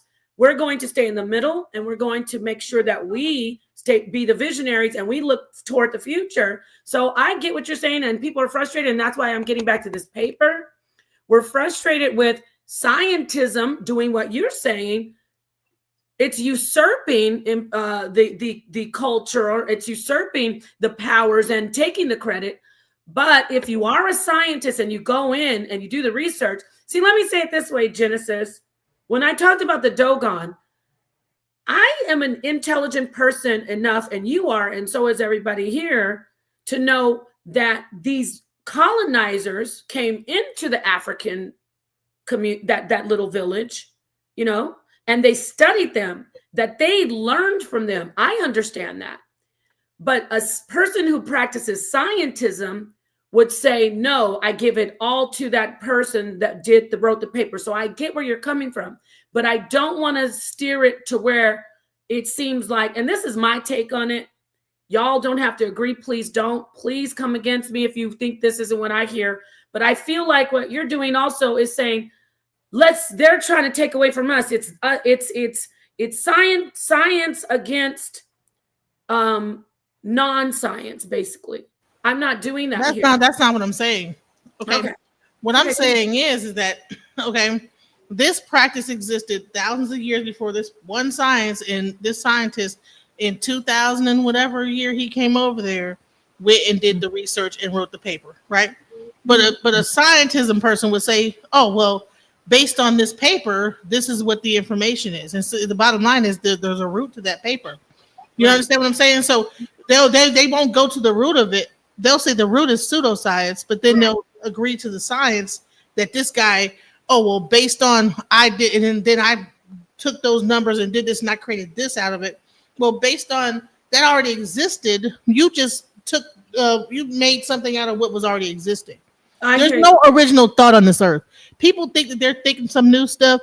There's nothing new under the sun. As long as we understand that science itself, there's no question. Like, bro, as long as people are thinking that they're creating something new, they're not creating nothing new. It's always existing. That's right. And now we're on the same page. I don't want to just hog the mic, but I do so very much want to just get through this rest of this. It's only a little bit, if y'all don't mind. I mean, if you have something to say, I won't. But can I get through the rest of this part of the paper? Yeah, go ahead. Everybody's cool. All right, great. Okay, so let's go. Where did I leave off? As a culture of power, scientism contends that only Western science can provide a valid route to absolute knowledge. So that's what I get what you're talking about. I just want to stay in the middle of the road. Is the part that you're reading on the screen? I don't know. Let me see. Yes, it is. It may be small. See at the where it says Kendick 2021, Harding 1995. Okay. Got you. As a culture of power, scientism contends that only Western science can provide a valid route to absolute knowledge about the physical world. And then it says, it is important to note, however, that scientism is not a necessary presupposition of science. So that's where I just was trying to just checks and balances. Not, okay, you cleared it up, Genesis, but I want to make sure we know there's difference between science and scientism. I really want to say this for the audience. We're pro-science. I'm pro all science. I'm pro African spirituality science, mainstream Western science. So we got that out the way. And your input, everybody, is valuable. I just am kind of getting like, this paper is long, so forgive me if I seem like I'm just like a little testy. I just want to get through this, and then we can get to back to the beat down with Dr. Grace and everything. So let me just finish. I think it's not much longer, this part.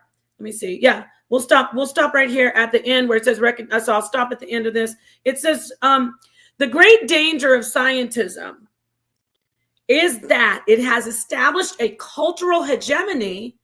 That means it's dominating by dominating it's a leadership that's dominating. Get it? It's a cultural hegemony by dominating the public square as if all of their discourses were of lesser value.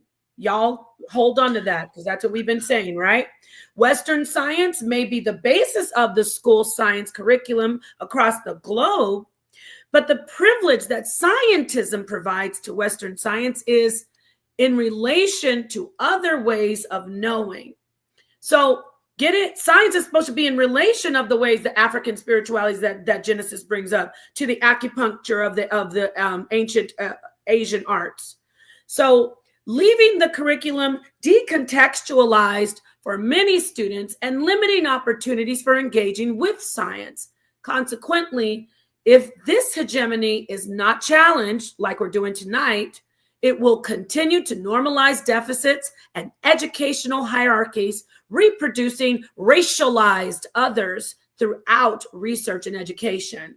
It is this same too long unrecognized hegemony that has stultified our efforts to open opportunities. Stultified means to like take away the wind out of the sails, like take the enthusiasm out of it. So this hegemony, which is scientism that's dominating, that we're complaining about, has stultified our efforts to open opportunities for other visions of science education to make their ways into the page of the journal. Okay, now, thank you, my dear sisters. Thank you, queens. I'm done with that paper. We needed that. Thank you. Whew. No, and that was a good paper in a sense of how it brings up the racial part, because we are oftentimes left out of, I talk about that book, Even the Rat Was White, where it's a history of psychology and how it was always based on white people. It didn't focus on us. Remind us of the book, the author, or do you remember? It's called Even the Rat Was White by, hold on. That's good. Yes, that fits this particular conversation. Thank you, Genesis. Thank you, Sakina. All right, so go ahead. I cut you off. I stopped your thought, but we'll get I'll Google the book. Keep going. It's the author is Robert Guthrie. Okay, that's Guthrie. But yeah, it makes a good point though about how scientism can be dangerous in a racial context, but it just adds to the bigger picture of how if you're practicing scientism, it can stunt new discovery. Like I know Genesis mentioned, like there's nothing new under the sun, but if you're putting scientism on everyone and telling everyone that, you know, you better stay in these boundaries and not go outside of them, it's going to stultify, right, the enthusiasm that a lot of us and the younger generation has for science, right? Because what makes science so exciting is the new discovery. Like I can remember being a novice astronomer, and it's something about when you go out and you look through your telescope and you find a comet that has not been detected, or you see an asteroid that hasn't been cataloged, right? It's that new discovery of something new, and maybe it can give you a new understanding of the world around you. So it's very important, again, that we focus on practicing science and not scientism. Thank you. Go, ladies. Before y'all take an intermission if you have to go to the bathroom. Now, I know everybody's going to just carry their phone to the bathroom out there in the audience. I'm talking about the audience. But now we're going to I'm going to pull up a clip of scientism in action, because remember, scientism ridicules, it berates, it humiliates, it disrespects, it destroys, disregards, it stultifies. Mm-hmm. Y'all like that word, don't you? Word of the day. I'm from Catholic school. I heard that many times. But anyway, so go ahead, Sakina. I know you haven't spoken for a minute. I'm going to get a clip and show you. Fair use. Okay, well, I do want to say that was a good clip. And again, one thing I want to add is that I did see in a panel where somebody was saying, because I agree that it is about the neter, right? The fourth part, but the scientists and everything, it was validity in itself, the points that you were bringing. Again, because when the ancestors did it and they were so faith in it, it was a life and it was a lifestyle. And this is what you're saying. And so coming forth, this is where we are. And so I deeply understand that, because when they called it magic and we called it medicine, or they called it medicine.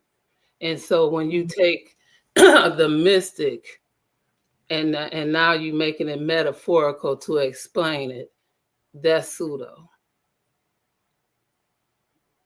And so this is your whole point. And so I appreciate that, because that is making a mockery and disrespecting the ancestors, because that's the point Genesis is trying to say.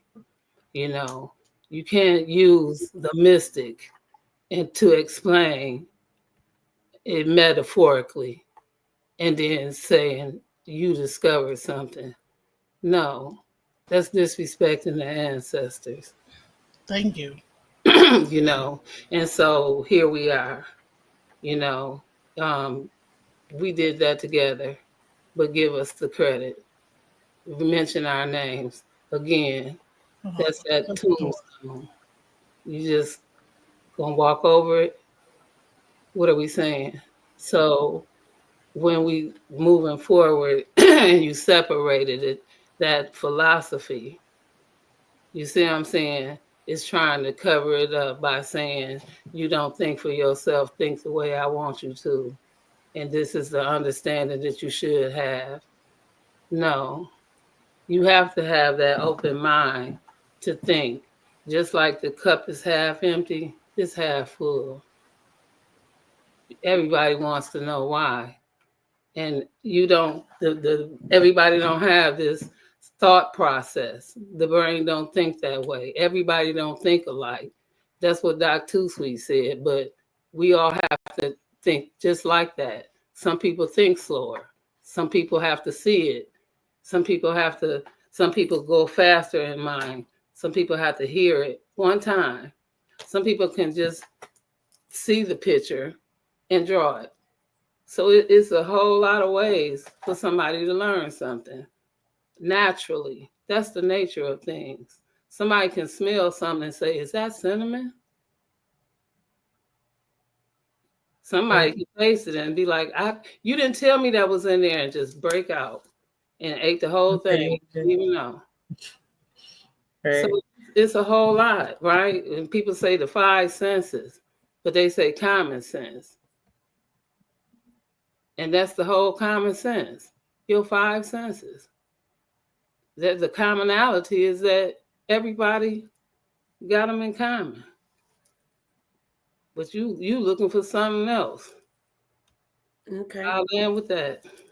Thank you so much, Queen. I'm going to share this clip, and I want you to see, this is fair use. It will be a clip. It's going to give you an idea of what we're talking about, the bullying, and then we're going to get into the information about the lies that were told from the island, but just how they laugh at and ridicule people who are free thinkers, people who, like Sister Doc Too Sweet said, like Doc Too Sweet said, the sister said, in the past, Einstein, Planck, the list goes on, especially Tesla. Those type of free thinkers and those cutting edge minds that thought above and beyond what was already proven, those minds would be mocked by them today because they follow scientism. I want you to see this interaction. This man that they're attacking is very wise, awesome brother. I would like to bring him back on the show and have him share some of his knowledge. He's been invited onto some free thinking panels, you might say esoteric panel. Shout out to my family at Esoteric Thoughts. Shout out to the Killer Priest Podcraft. And also, of course, House of Consciousness first and foremost. I don't know. I would be remiss to not to speak about our home. So I want you to see what's happening. Am I muted? Go ahead. Am I muted? What's wrong? Can you hear me? Go ahead. Yes. Okay, I'm just making sure. All right. So this brother hit this panel while they were over there mocking us, talking about when I gave the information about the University of Virginia. This is the island, and there's the creature from the Blue Lagoon or the lagoon, and there's a professor, and we got the skipper badgering this brother just for having being a free thinker. Let's listen in. Hit the like button. Fair use. Fair use. Some right. Venerate the ancestors. Some venerate the natural elements. Yes. What about are you discounting those cultures too? The ones that don't have gods and just venerate the natural world? No. You just chose the cultures that accept the God. Okay. Kind of really fair. Notice the creature from the lagoon is enjoying it so much she had to lay back and feel herself so that she's doing so much. And she wanted to make sure she summer jams a confused pseudo. See what they do to people? Look, this man was doing nothing. I can scroll back, but I want you to see the way he attacks him viciously. I'll scroll back and see it hasn't even been, he had no reason to attack this brother, besides the fact that the brother's going against his belief in scientism.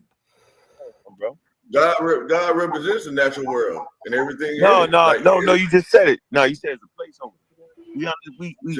We know what the natural world is. You said God is a placeholder for the unknown. There's a lot of things to understand about the natural world. So you would the unknown as far as like how things come into existence. But the thing about it is when you think about you just double talk. You know what I'm saying? You just switch it. Look at the goofball. I'm a bully the bully. Why are you harding? Grading for what?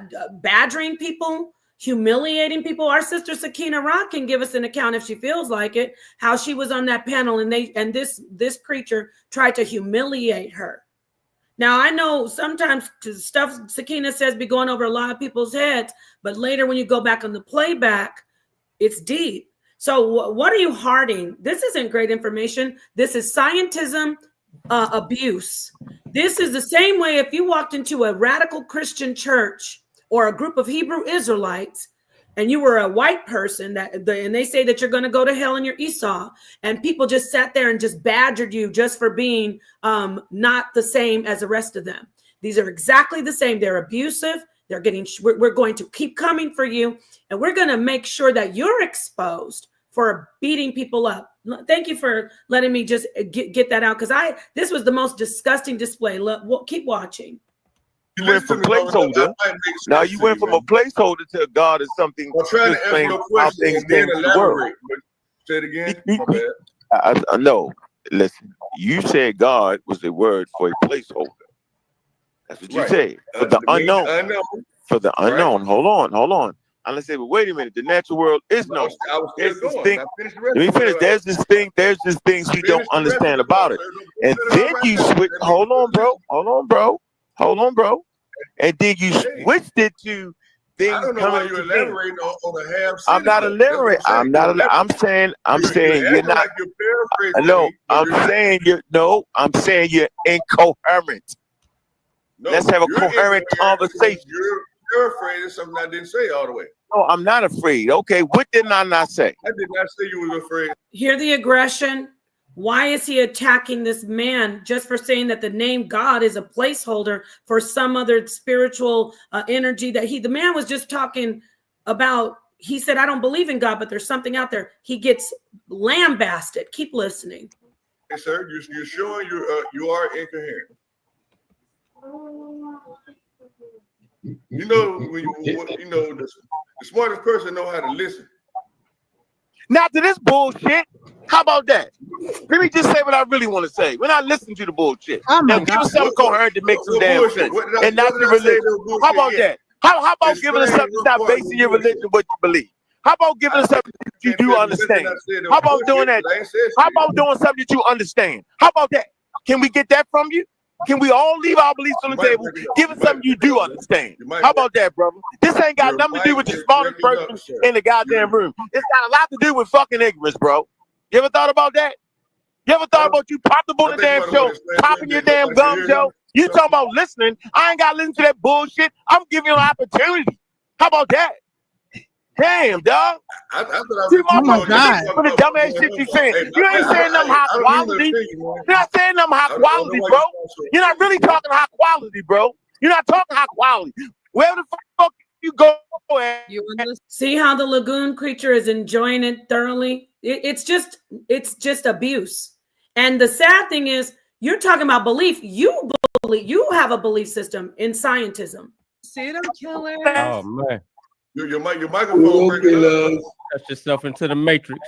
You understand what you're saying, man? He'd be the first nigga to tell you, nigga, I ain't said I was smart. I'm saying is you talk about placeholders, shit coming to being. I don't believe in God. Dude, let me hold.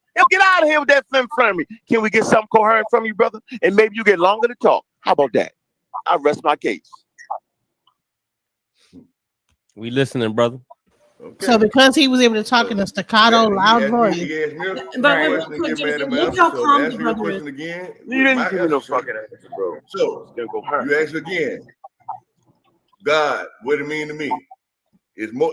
I should say first that it's more than one way I look at it. So that was one way I'm explaining it to you, right? Because we don't know what the fuck it is, first of all, right? So why talk about it then? Why talk about something over the fuck it is? You hear the scientism? If we don't know what it is, meaning if mainstream academic science didn't prove it, why do we even talk about it? Why get so upset about it? Why apply emotions to it? Because you're he can't talk about it, but you can apply all these emotions to it though. Yes. You can talk in staccato and be real loud.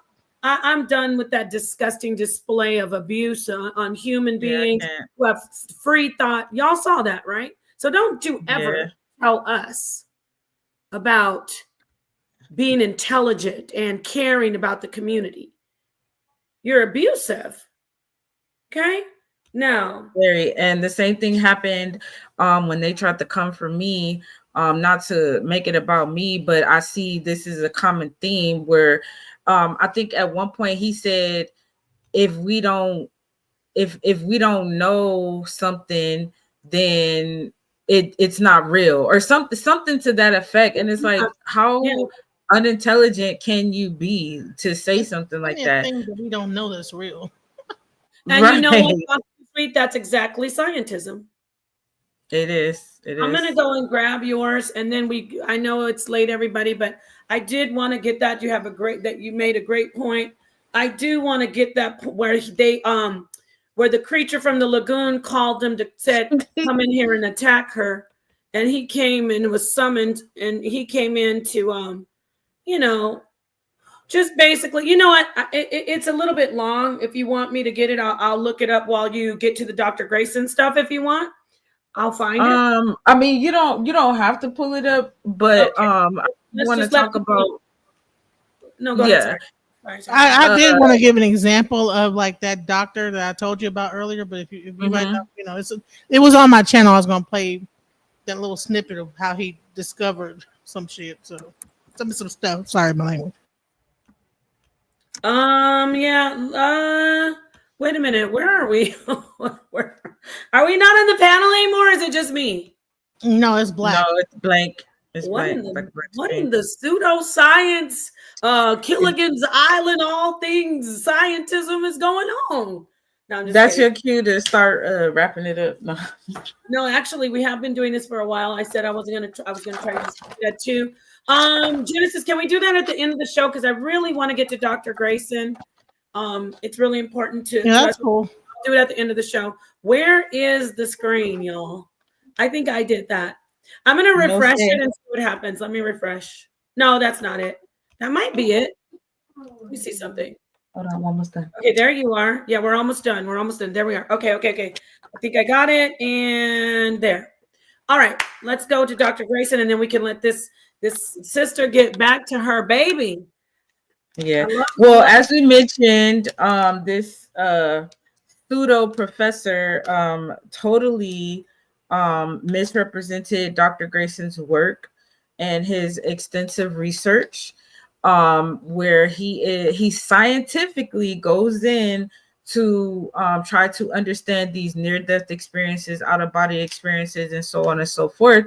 And mind you, he is a scientist first, like myself. So a lot of things that he was studying, although he could not understand from his scientific point of view, he had to still document it and acknowledge these things were happening, because science is supposed to be honest. Science is not where scientism may have just ignored it because, hey, this doesn't fit into my mold of what I think things should be. He accepted that there are things that he doesn't understand, and he's able to actually systematically document these near-death experiences that people are having, and they are able to verify things that happen. So one of the stories that he tells on the pod, if you remember, is how what started him on his journey was he had a patient who was unconscious. Anecdotal. Who was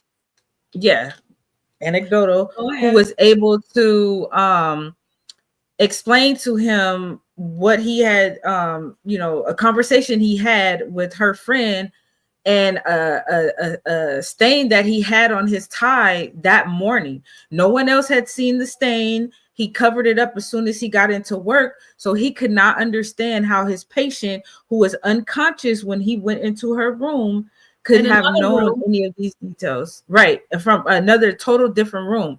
And when she explained to him that she saw this, by this near-death experience, this out-of-body experience, it perplexed him as a scientist, because, your scientific mind is going to say, no, there's no way. She must have talked to someone. She must have seen a camera, something that can physically be explained. And when he realized that he could not explain what happened, it kind of started his journey on and documenting hundreds of cases of near-death experience where there's common themes. We talk about the word anecdotal, but at what point do you say, okay, it's not just anecdotal, this is actually something that's happening? And I commend him so much for his work for that. Go ahead, Nepal. I'm going to add this. Don't forget, he took the time to create an actual method. He took the Talk about how did you get where it was criticized by those starkly opposed to it. So go ahead. I just want to add that. And to this day, go on. Yeah, to this day, it is the standard. So when he first came up with the near-death experience scale to quantify these experiences, there were, this happens in science all the time, right? There's people who are going to come and challenge and question what you're doing. And he was kind of, I guess, scared about it because he wasn't sure that his scale was going to hold up to the scrutiny of science. Because, science is very, it can get very unforgiving. Yeah. Right. But what ended up happening is this research team who was challenging his scale actually confirmed that his scale was very valid. It was accurate. It was useful, and it was scientific. So for anyone to know or even have a hint of this research, there's a whole division of perceptual studies, right? So it's like, how can you then say that these experiences are pseudo, or they're just electrical charges, synapses happening in the brain? When you had this pseudo professor deconstructing the divine and trying to convince people that astral projection is just all in your head and it didn't really happen. These are people who, again, they practice scientism, but it's because they don't have that innovative mindset to say, hey, this is something I don't understand. Let me look further. They just immediately cast it off. Whereas Dr. Grayson, this doctor who, went to all the good schools and, has this high prestige, he says, no, let's look further into it because there's something here that I cannot scientifically explain. So I commend his work. Yes. Can I ask you a question really fast? Sure. I've seen this video and I caught it at the end, but this guy explains something similar to what you're talking about. And he explained that in this method that one of the steps in the belief that it had to not be in it, right? And it had to be covered with that somewhere in it that all the facts had to line up and it had to cover no beliefs, right? That way that it stayed in line with all of the facts and that no beliefs was in it, right? That way it ruled it all out. It ruled out all beliefs because the lie was in belief. Okay. You see what I'm saying? What was your question? I think you said you had a question. Right, because of the system that he created, right, was in the belief.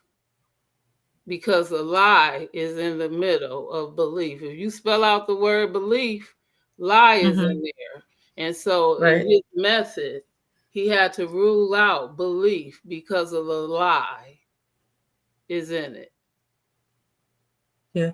Well, that goes back to being anecdotal, because I can believe that I saw a flying spaghetti monster, right? That's why anecdotal. That was the reason when Nepal said that, bring that in there. That's what made me remember the video, because that's what he did. He had to rule out all of that because that ruled out the lie in belief, the lie in his scientific method. You see what I'm saying? And that's what make all his progress and everything to rule it out in this specific thing, because he was working with it. I caught it toward the middle. I forgot who the patient was, but that's the way his method went. So I believe this was the same doctor you're talking about, but let's move forward. No, this isn't the same doctor. Okay, but either way, this is the same. I feel like it is. No. But, okay, Dr. Grayson wouldn't have said a lie is in belief, so he rules out the scientific method. No, but find out who that doctor was. He created a method to rule out any lies to move forward to create his method, right? Because of this thing he working on just like this with the patient he had, because he was dealing with somebody just like this, that a near-death experience or something to that magnitude. Okay. Right. Well, find out who that is, Queen, but it's not go back in my history because I watched it. I watched it toward the end, but I didn't watch the whole thing. Yeah. Well, I'd be interested to find out who that doctor is who does near-death experiences, but this doctor particularly would not have said that and hasn't. But I don't know who that was. I do want to show this. I didn't know if you had more information, Doc Too Sweet, but I want to get this here and show people who haven't seen it on my other presentation. This is this is some of the staff at the Division of Perceptual Studies, which is in the University of Virginia, in the Department of Psychiatry and Neurobehavioral Sciences, I believe. I think it's Sciences or Studies, one of the two. So if you see here, this is mainstream conventional science doing research on parapsychology, Cedric. They're doing research using, as you heard Dr. Too Sweet say with Dr. Grayson, using scientific method. Okay. Did you want to show something else? I just want to get Dr. Grayson here. Did you want to show something else? I can take this down and just need to show the real quick. I do want to show this article before we start wrapping it up, and anyone can look this up and read it for themselves because I'm not going to read it, but I do want to read the abstract. Let me know when you can see my screen. Okay, go ahead. And I'm going to let you know Dr. Grayson is the former head and director. Now it is Dr. James Tucker, who is also a mainstream scientist. And is this it? Is this what you have? Okay. Yes, because remember, in my particular interview, the term past life regression was brought up, and someone tried to, say, oh, well, that's pseudoscience. Well, yeah, that particular term and how it's described is considered pseudoscience. But this paper by Dr. Grayson and near-death experiences and claims of past life memories is literally past life regression. So in this paper, it says some features of near-death experiences suggest that consciousness may continue to function after death of the body. Now, really quickly, that is a lot within itself, right? Because for so long, the idea that your consciousness or your soul or what have you continues on after death has been labeled as completely religious. It's just a belief. We have no proof of this, so on and so forth, according to Western science, right? But here we have a paper who is suggesting just as much. So the life reviews of some NDEs include what seem to be memories of a past lifetime, some of which involve verifiable details, suggesting that the experiencer has lived more than one life and can recall events from successive lives. So that's the thing, again, with some of these people who are having these experiences. It's like, okay, it could be anecdotal. They're just saying anything. But if they're giving you verifiable details, just like the Dogon with the Sirius B, it's like, okay, they say the Namo came and gave them this knowledge who were an amphibious beings. We can disregard that all we want to, but they have the knowledge of Sirius B. So this is that's no different. I love it. That's pseudoscience. Ain't no serious. That's pseudoscience. No. She did exactly, Genesis. Keep cooking. Dang, you just cooking. Keep cooking. And so, and then the article or the paper goes on to say, these apparent past life memories parallel the claims of young children who remember past lives. Furthermore, some children's past life memories include scenes from the period between lives that parallel descriptions of the realm in which NDEs occur. So what I took from that is that the same quote unquote realm that people are entering or experiencing during the NDEs is the same realm or energy field that people who are having these past life memories, it's like they're tapping into the same energetic field of some sort. Now, what that is, I'm not going to go into that, right? What'd you say? No, I said talk. Keep it cooking. Keep going. Okay. So, and then it says, some children's past life memories include anomalous features that contradict common beliefs about reincarnation. In addition, the idea that humans reincarnate into a new earthly body seems to contradict the common NDE feature of encountering deceased persons in a non-earthly realm. However, those apparent contradictions can be resolved by a reconceptualization of prevailing ideas that time and about reconceptualization of prevailing ideas about time and about what aspects of human consciousness may survive after bodily death. Again, these are things that would be considered pseudoscience just to even bring them up in the conversation. And here we have leading scientists, doctors in their field, who are telling you that there is some truth to this, that we have some type of verifiable evidence to correlate with the studies that we're doing. So for anyone to just brush it off, for anyone to make fun of, astral projection or out of body experience, it just shows that they are just totally unaware of what's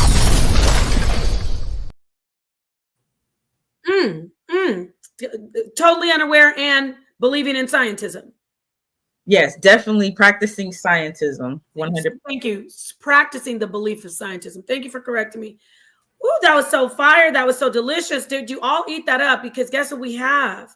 We already know these things, but what's so beautiful is when science comes right back together with everything that was said is not science, and they sit together. And now those who believe that there is no science, they have to admit that science comes, mainstream science comes together with spirituality.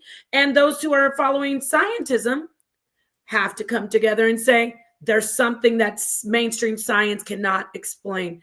That is delicious. I love it. Go ahead. But would they do that though? If they're practicing scientism, right? Will they even have the intellectual honesty to admit that this is a thing? And I, for one, don't think that they will. I think that there's an image that they, want to keep up. And if there's any chink in that armor, right, or so to speak armor, then it's gonna crush their whole foundation. So they have to stick to this rigid tunnel vision idea of what science is, and it's incorrect. Exactly. And what does that sound like? You break the cult member's mindset and you snatch one away, and then they tighten up even more. So that's the same thing. We got a cult going on right under our noses in the community. The cold part, Keisha Cold, the cold part is that these are the ones going around talking about, we going to break these mindsets, we going to set everything straight, when you're the one pushing scientism. Genesis, you want to jump in? I'm gonna go ahead and mute my mic and let you talk, and or Sakina, let you guys rock out. Great article, great information. Please go research Dr. Grayson, Jim Tucker, the Department of Perceptual Studies. And by the way, they don't just talk about near-death experience. They don't just talk about reincarnation and past life regression. They talk about mental telepathy, psychic ability. I mean, They got the whole bag over there, just yummy, yummy, yummy. And I'm right there with my pseudo, trick-or-treat bag. I'm right at the door. Trick-or-treat, put all it in there, because I'm ready to use that mainstream science to back what I've already been knowing without mainstream Western science. Thank you, Genesis. Go ahead. So I wanted to show my screen real quick. I wanted to play. Now I wanted to show you origins, right? I wanted to really break down origins, because we're talking about science, and a lot of, like I said, back before this, I was talking about how they talk about papers and this, that, the other, and where these papers come from. So I wanted to actually show an example of papers, how people get these grants and what they're trying to do. I want to show this. Can I play it real quick? Are you trying to share your screen or what? Yeah, I'm trying to share my screen. Nepal? Are you there? Yeah, I don't know. Maybe she got to take a bathroom break or something. Did you want to like make a statement when she comes back? I'll okay. Hey, I just want to bathroom break. I'm sitting here looking at what you're getting ready to share and making sure. When I shared that clip, it was because that's sa.neter's friend Ankh, and they have an agreement, with fair use. So I just wanted to double check and see what you were sharing. Yeah. So it's a 16-year-old video about talking about African fractals, and it's breaking down math, how math came from Africa, right? But the whole thing is, I want to really break down how, like, when you understand the science, because here's the thing: this is the ancient African divination system that they got math from. Binary code and everything came from the divination system of Africa. Is there an article that maybe you can share instead of the video? It's just that sa.neter, I don't want to have to say this, but you know what I'm going to say.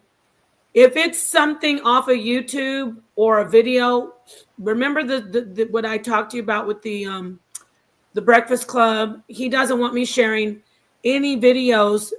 Ankh is sa.neter's friend, so that was the pseudo. Well, I actually played it on my channel, but okay, never mind. Is it on your channel? It was on my the initial one I was going to show you was on my channel. Well, let me see the one from your channel. That's different. If we know you. The one that was on my channel initially, and I was like, just to make it a little bit easier to see. I think I even told you the actual number where to find it at and everything. So. Oh, on your channel. I was going to allow you to play it on yourself and just go to that. Go to your give it to me. Go to your email and go to. Your Nepal, and I said go to 150 and 40. You sent me an email during the show right now? Yeah. Okay. Yeah. Should have said that way you can, yeah. Yeah, that's better. I can I'd rather do that, of course. Okay, so this is your channel? Yeah. Your connection isn't private? What? Excuse me. It's saying, let me show you. We're going to close out after this. Thank you for everybody for being with us. I'm going to let everybody have their final. I mean, we don't even have to go into. I can show it to you in behind the scenes and just. No, see this right here, but just it's saying my connection isn't private when I try to share it. I don't know what that means. I don't either. I thought it was your YouTube channel. Yeah, it is. Can we just get the video? Okay, hold on. I have it right here. Hold on. Let me go to 150. Hold on. Right where I was going to bring it up. Hold on. Here we go. Because I'm trying to make a point here. Yeah. All right. Let me go right here. Here we go. Thank you, everybody, for staying with us so late. I see you out there. All right.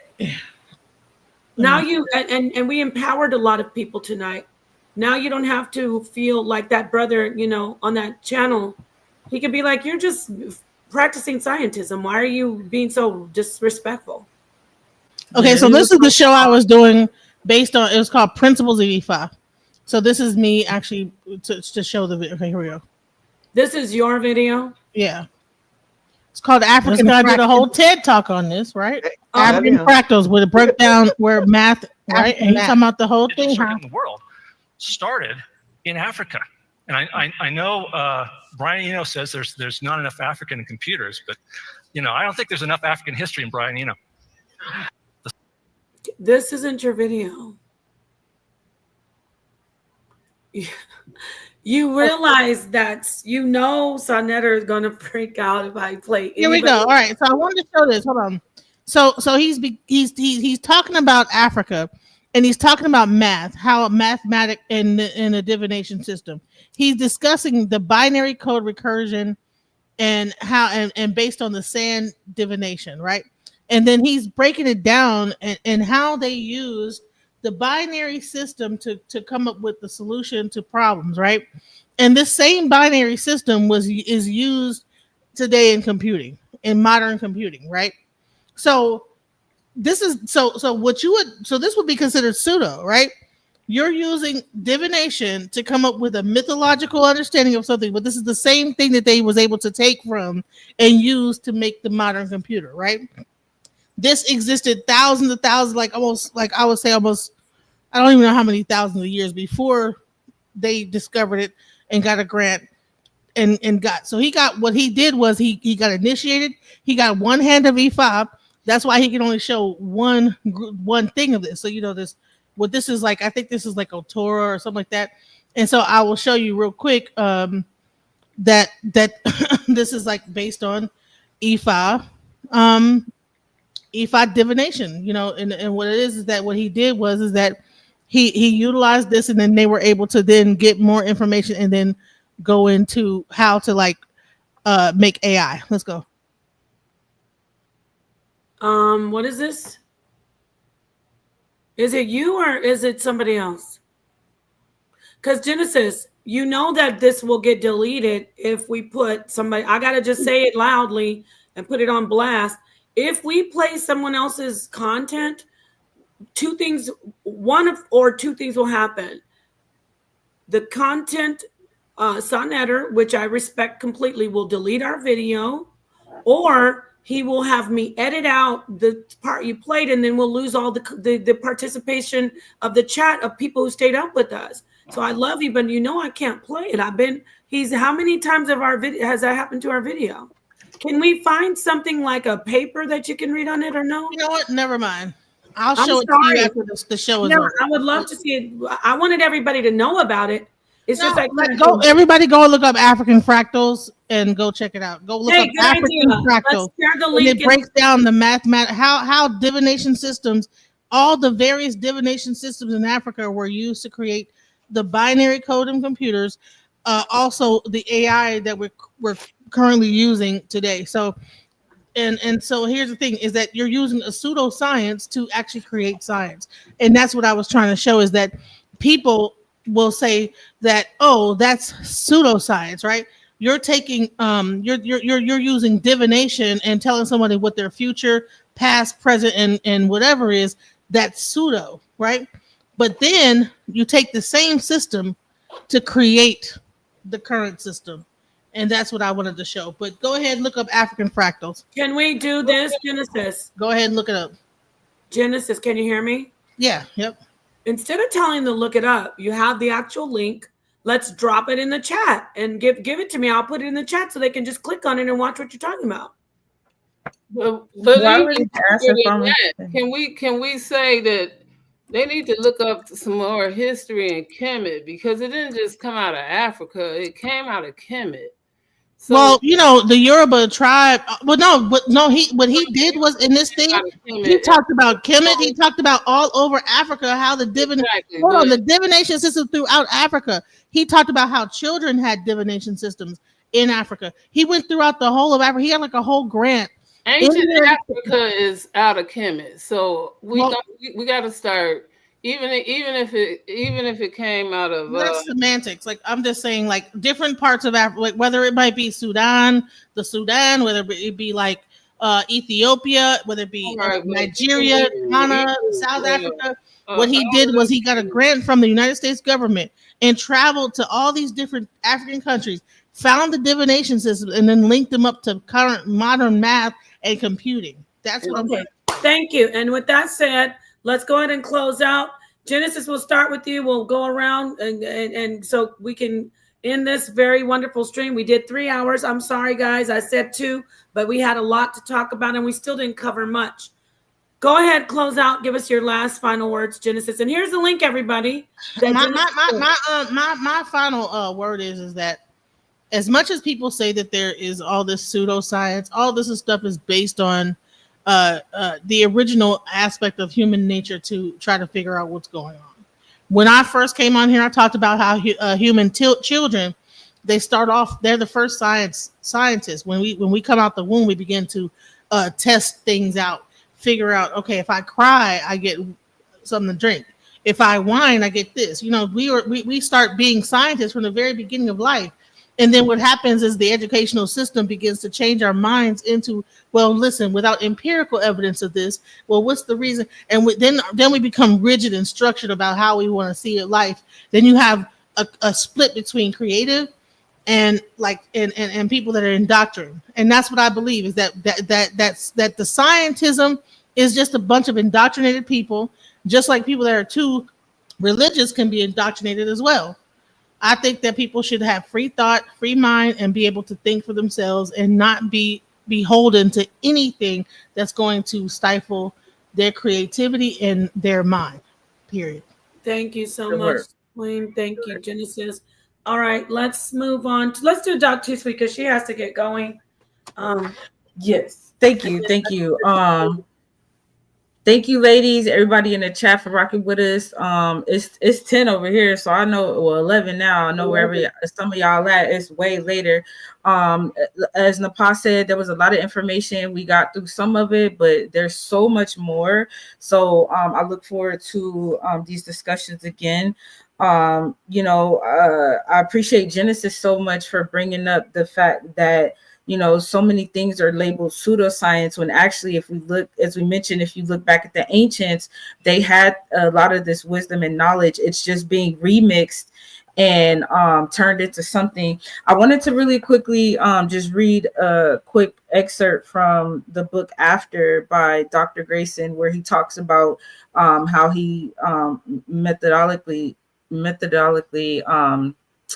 why I can't talk? It's late. Methodically. Methodically. You know what? Cinnamon toast, Lara. Listen. So he scientifically studied this, and one of the points that he made is he says there were lots of things that couldn't be fully explained in terms of physical particles and forces, but that happened anyway. It didn't seem scientific to shy away from some things just because they were hard to explain.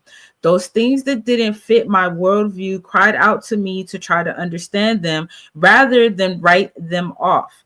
Respecting things that are difficult to measure rather than dismissing them as unreal is not rejecting science, it's embracing science.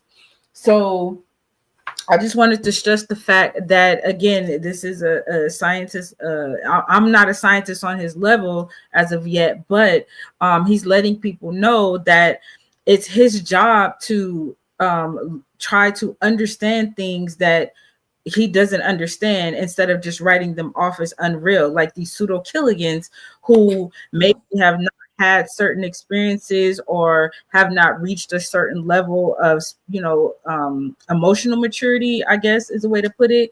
And if you consider yourself a scientist, if you consider yourself honest, right, you're going to want to look further into things that you maybe don't understand yet. You're going to research a little more. You're going to dig a little deeper. You're going to talk to other people about it, right? So I'm very thankful for these panels, these discussions, the edification of all of us in terms of gaining wisdom and knowledge. And as always, I look forward to many more.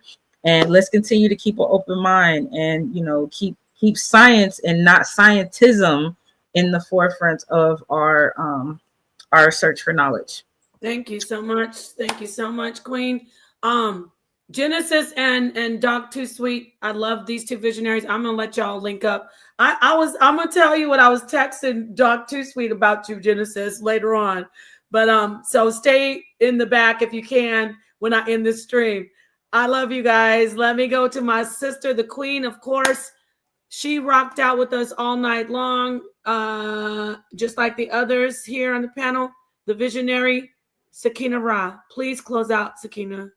Well, of course, this was an awesome lesson to me. One thing I can say is that I know I rock hard with Kemet. And so I know everything didn't have because Kemet didn't last that long, but it lasted. But for what I do know, it has a root. And so from that root, again, the disrespect is real.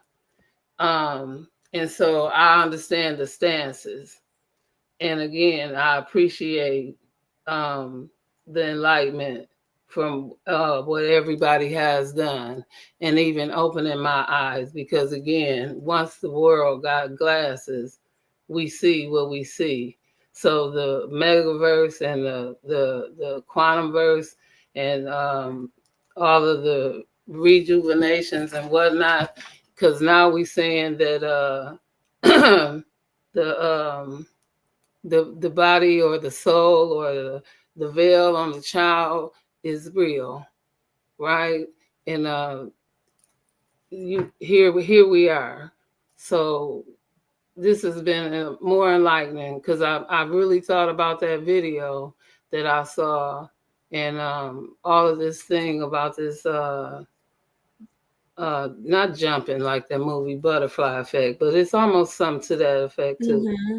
You know what I'm saying? So it just really puts you in another perspective, scientifically, but humanitarian more likely, because in my eyes, this is still the philosophy of it.